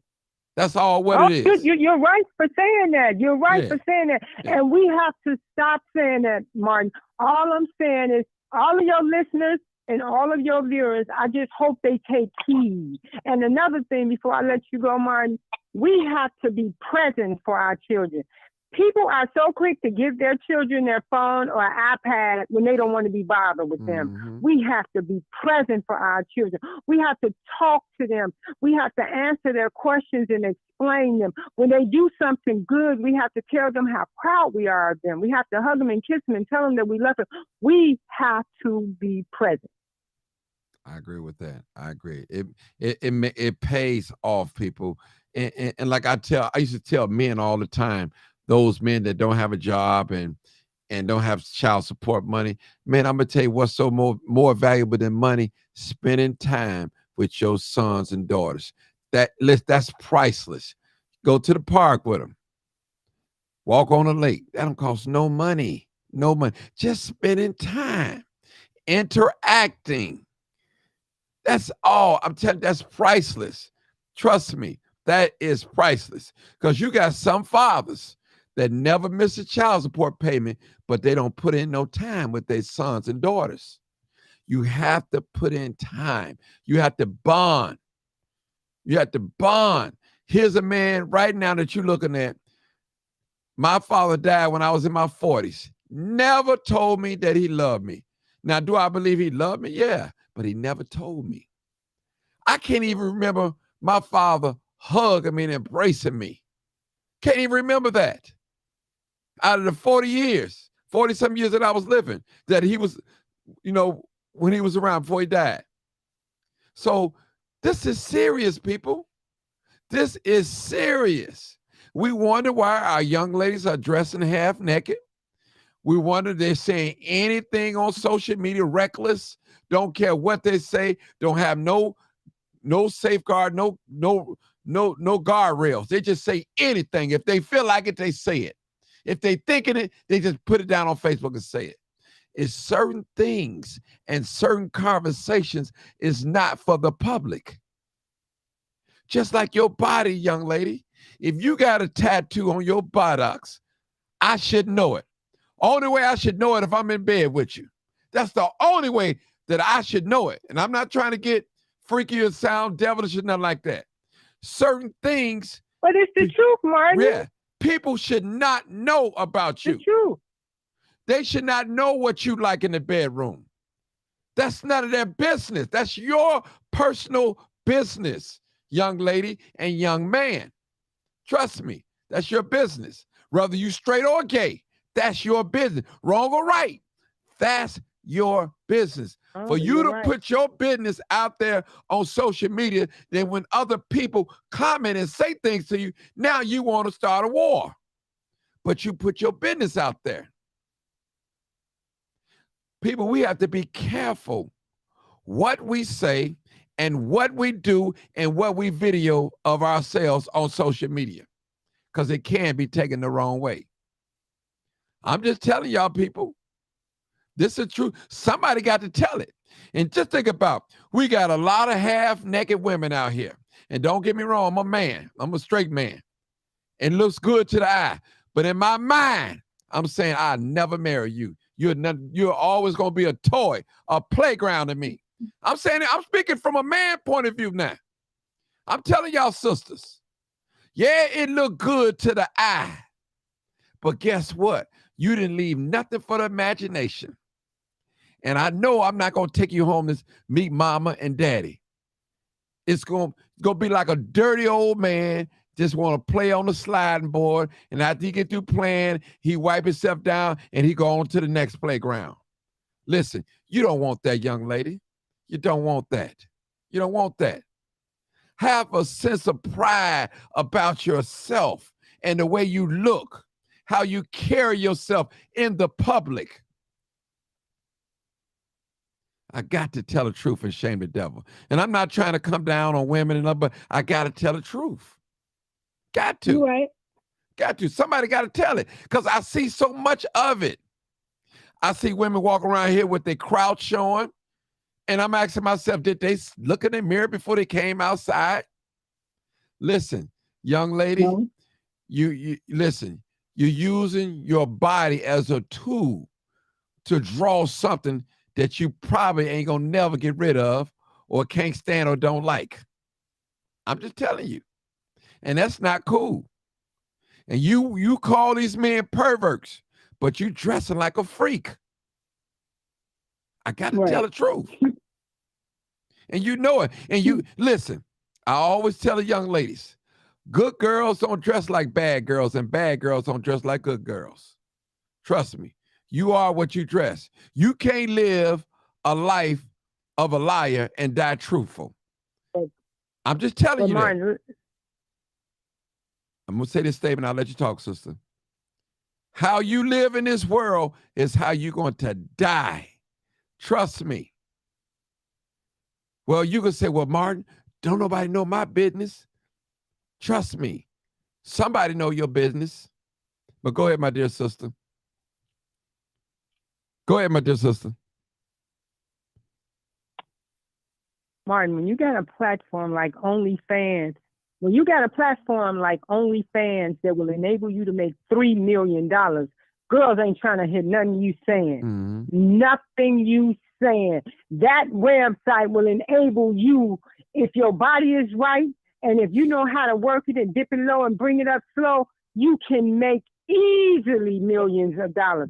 They're not trying to hear. When you have old freaky man on the internet telling these beautiful young girls, be my sugar baby, you won't want for anything, they're not trying to hear. When they see they idols like Cardi B and Nicki Minaj and them and Megan Thee Stallion, they got men and they ain't nothing but tramp. You know, Cardi B, nothing but a tramp. She drugged men that followed her to the hotel from the strip club because they thought they was gonna, get down with her. She got their money, she drugged them, and that's how she got where she is.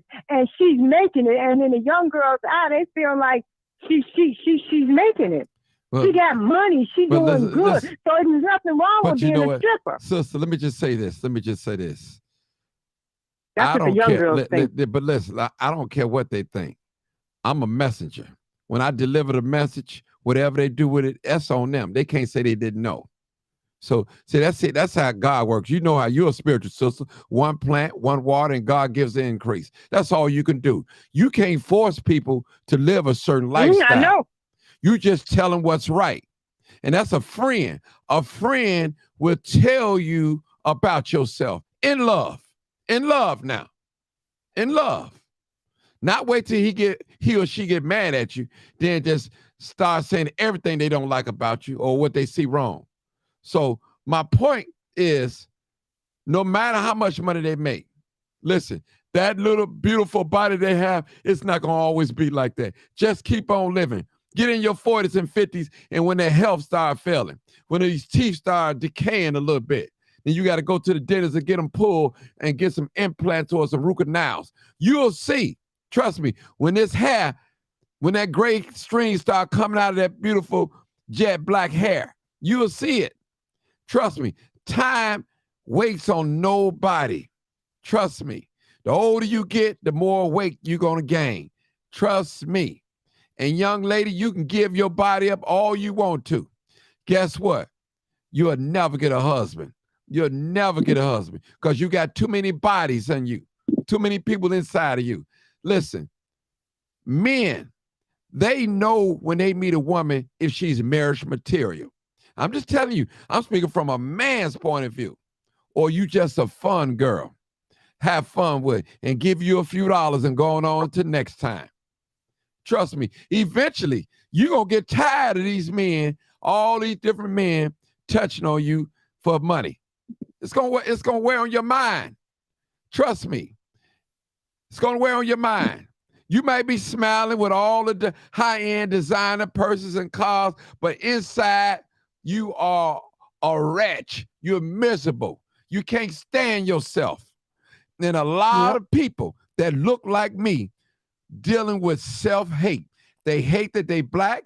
They hate the things that they do. They hate that they so mean. They hate that they on drugs. They hate that they promiscuous. They hate everything about themselves, and they should. That's not like God. Mm-hmm. That's my story, and I'm sticking to it. Go ahead, my dear sister. I had to say that. Whew.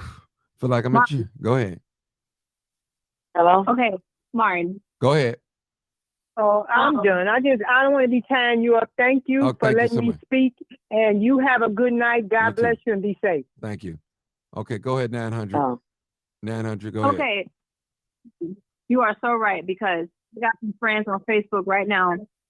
They always making, they literally say, well, I don't know if you know, Mom, but a lot of stuff now on Facebook, a lot of what people do now, people are so gone, whether it's because they just dumb or, the weed and got the drugs and pills and got to their head, but people don't even make original statuses anymore. Everybody just copy and post the same status over and over on Facebook.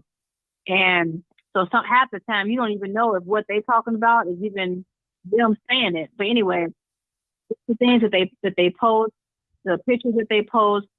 And then I do know, like, just some of the friends that I have on Facebook, one of them in particular, or two of them in particular, they always popping pills, they always drinking.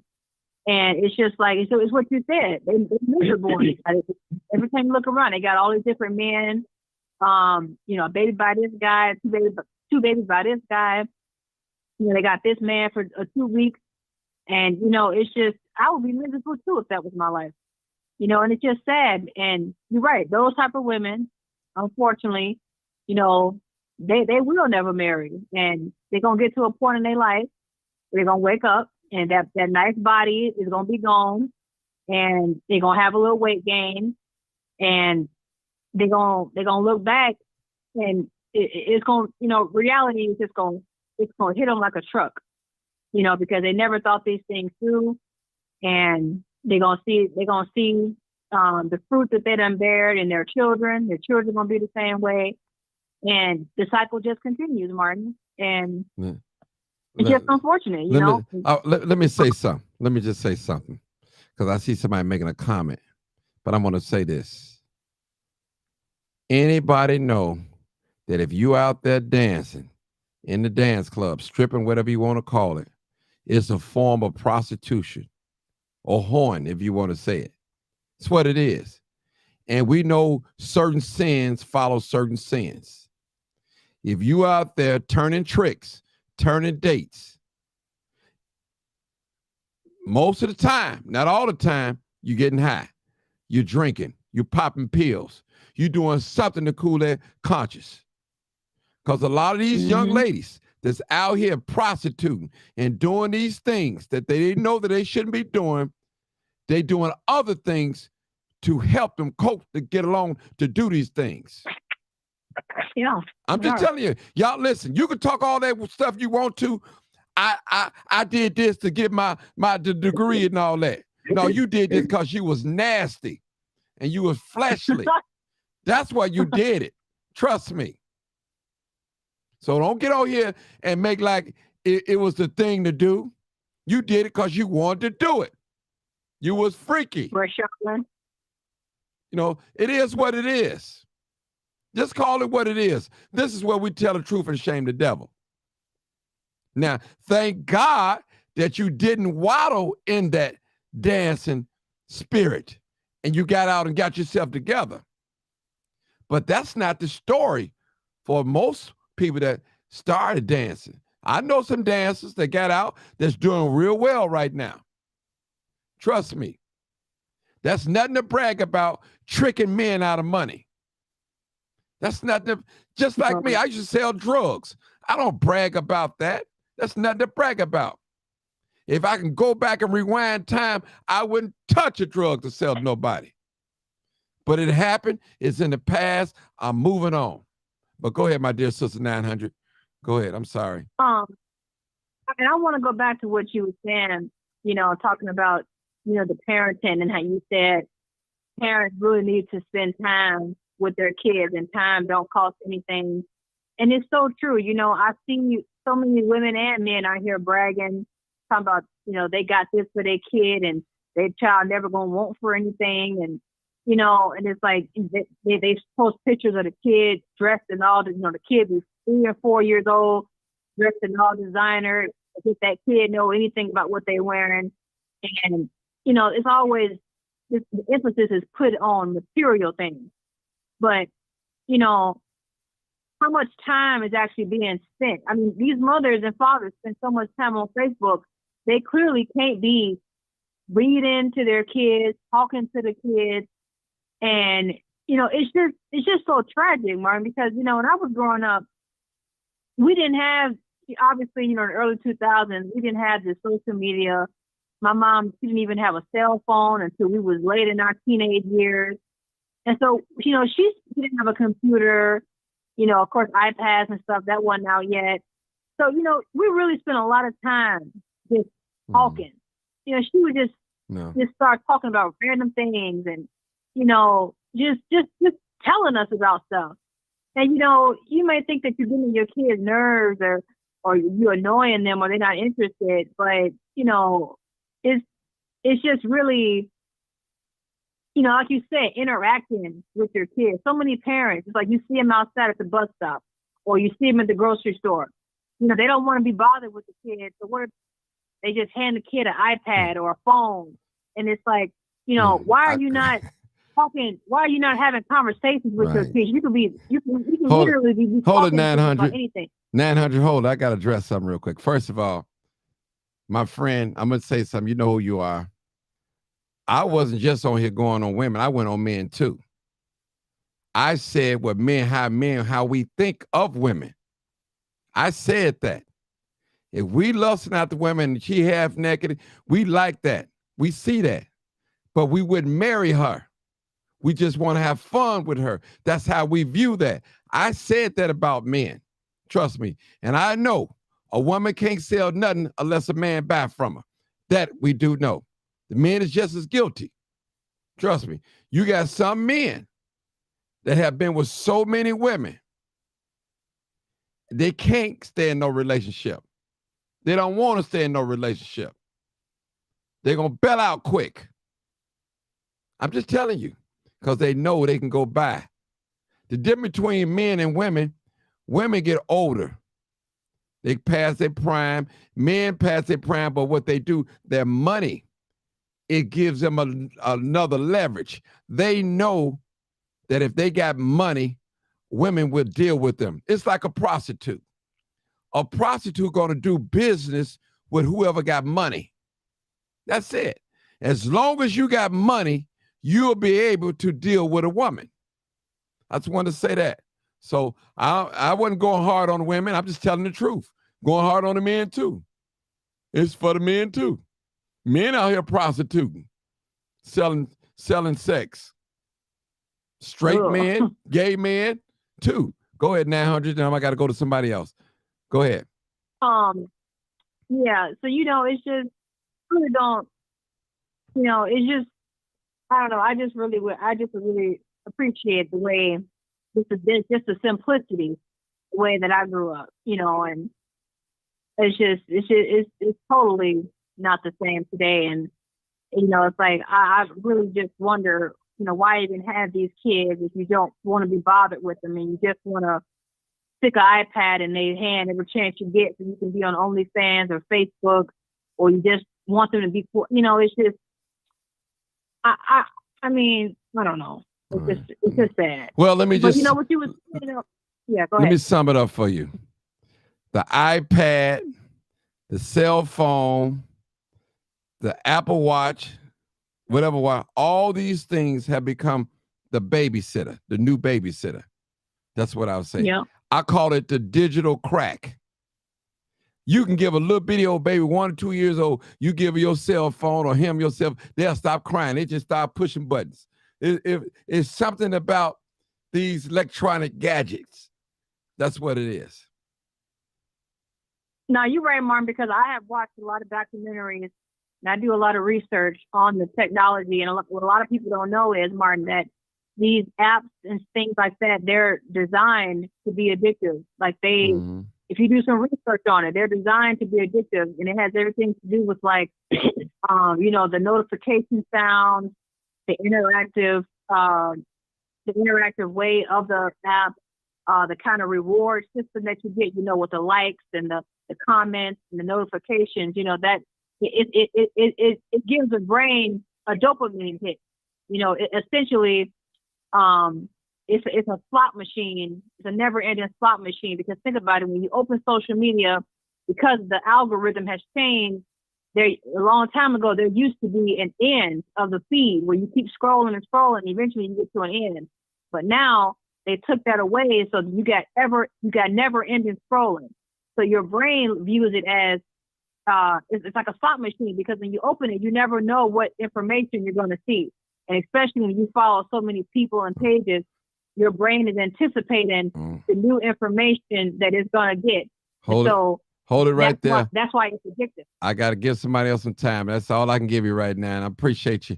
I got 2 more people on here, and I'm gonna give them a little time. And I've been on here 2 hours. All right, 2305. I'll give you a chance to say something again. Then I go to 912. Come on. 2305. I guess not. I think that was earlier. Okay. Come on, my dear sister. Okay. Hey, Martin. I know a lot of people gonna get mad at me. Okay, go but ahead. this is not in y'all city, for Chicago. This is what I experienced from a lot of people on my Facebook, fans who are friends of mine here in my city. With these proms, with these young kids, young girls with the proms, middle school and high school. Okay, you so strict on your daughters, but yet they dress their daughter up in these dresses with their cleavage hanging out, going to the prom. They're young girls, 14, 17, 18. You know what I'm saying? Then when the old heads on the internet hollering at their daughters, now y'all want to report them to Facebook. You know, nobody should be able to see that much of their daughter's body, parts of their body, but the man they're gonna marry. So, like I told one of them, you put yourself in that situation.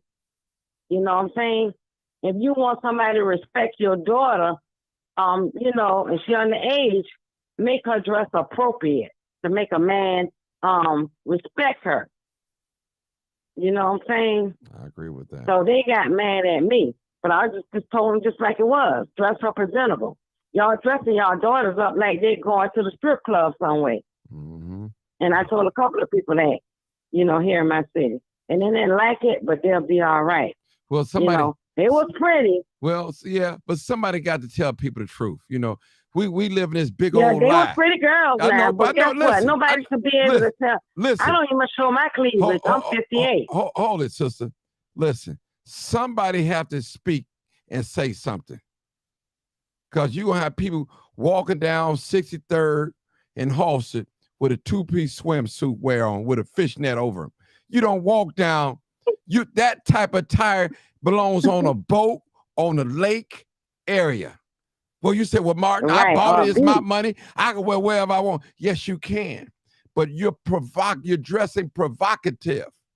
Yeah. And one of these creeps ride up on you yourself. in one of these vans and snatch yourself. And they out here snatching women every day. I know they doing it in Chicago. Yeah. So I'm just telling you, we have to be careful.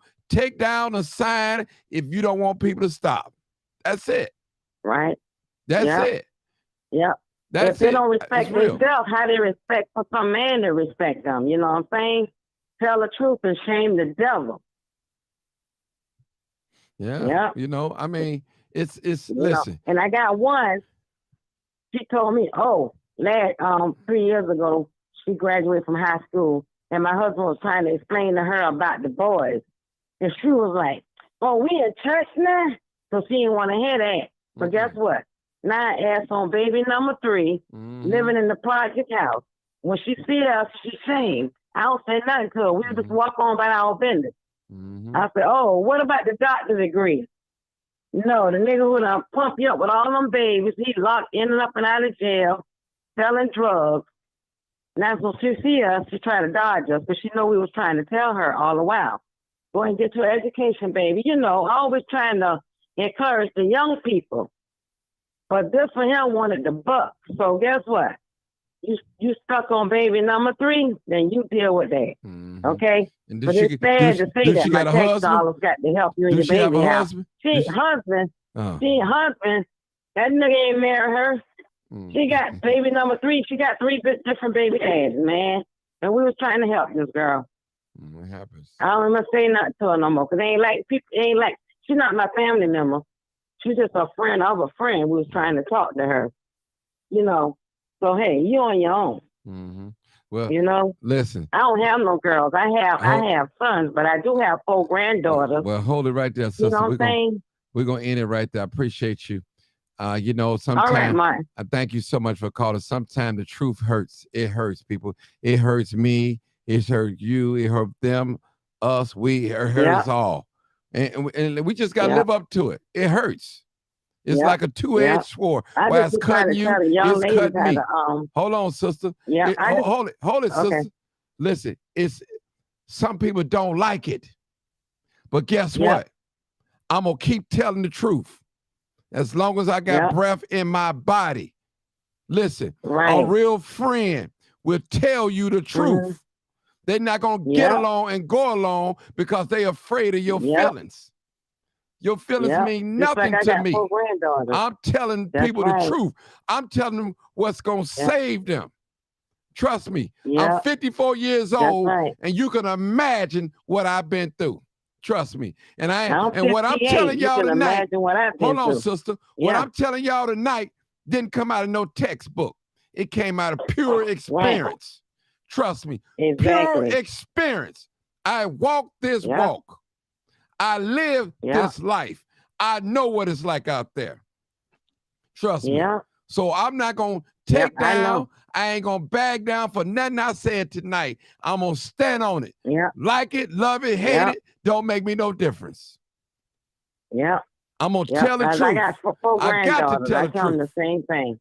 Listen, that's what's going to help us, telling the truth. We got to quit smoothing over this stuff. Well, it's okay. We got to stop doing that. To these kids. If we going to get some help, listen, if we going to get some help, we got to be honest with ourselves. Honest with ourselves. Hey, you know what? I was wrong. I went over there to shoot that guy. I went over there to shoot. You got to tell yourself that. I was wrong. When I went over that man's house, and I know what could have happened. I put myself in a situation which I know I shouldn't have did.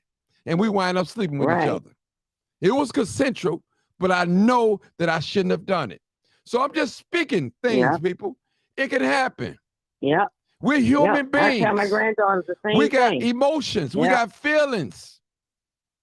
People. But that's why we have to be honest with each other in order to get some help in these areas. These spirits that sister talked about. We have to denounce these spirits. Denounce them. Yeah, we got to denounce them. Denounce them. Trust me. You can't just go around because you thinking of killing people in your mind, just start shooting people because you want to kill somebody in your mind. You got to denounce that spirit. You just can't go around, keep taking things from people, stealing people's belongings, and think you're going to get away. It's going to be sweet. One day, it might cost you your hand, your life, or penitentiary. Yes, sir. Telling you, people, you just can't keep doing these things and think you're going to escape. Listen, keep doing bad things to keep expect to live a one thing better about life. me, I don't debate no truth. The truth is the truth. And one thing about the truth, it speaks for itself. It don't need no help. You don't have to rehearse it. It's the plain truth. Trust me. And people don't like it. They turn their ears, they close their ears away because they don't want to hear it. That's your religion. That's a fact. That's your religion. No, what's right is right. We ain't putting no religion in. We're going to say what's right, what's morally right. That's right. I got to go, That's y'all. right. Good night. Good night. Thank y'all. All right. Good night, Thank you. Martin. Good night. Bye-bye. Good night. Thank Good y'all for night. your comments. Good night. Good night. Okay, good night. Bye-bye. All right, this is live, uncut, unedited, people. You already know what it is. Live, uncut, unedited. This is where we tell the truth and shame the devil. I don't know about you, but I love being black.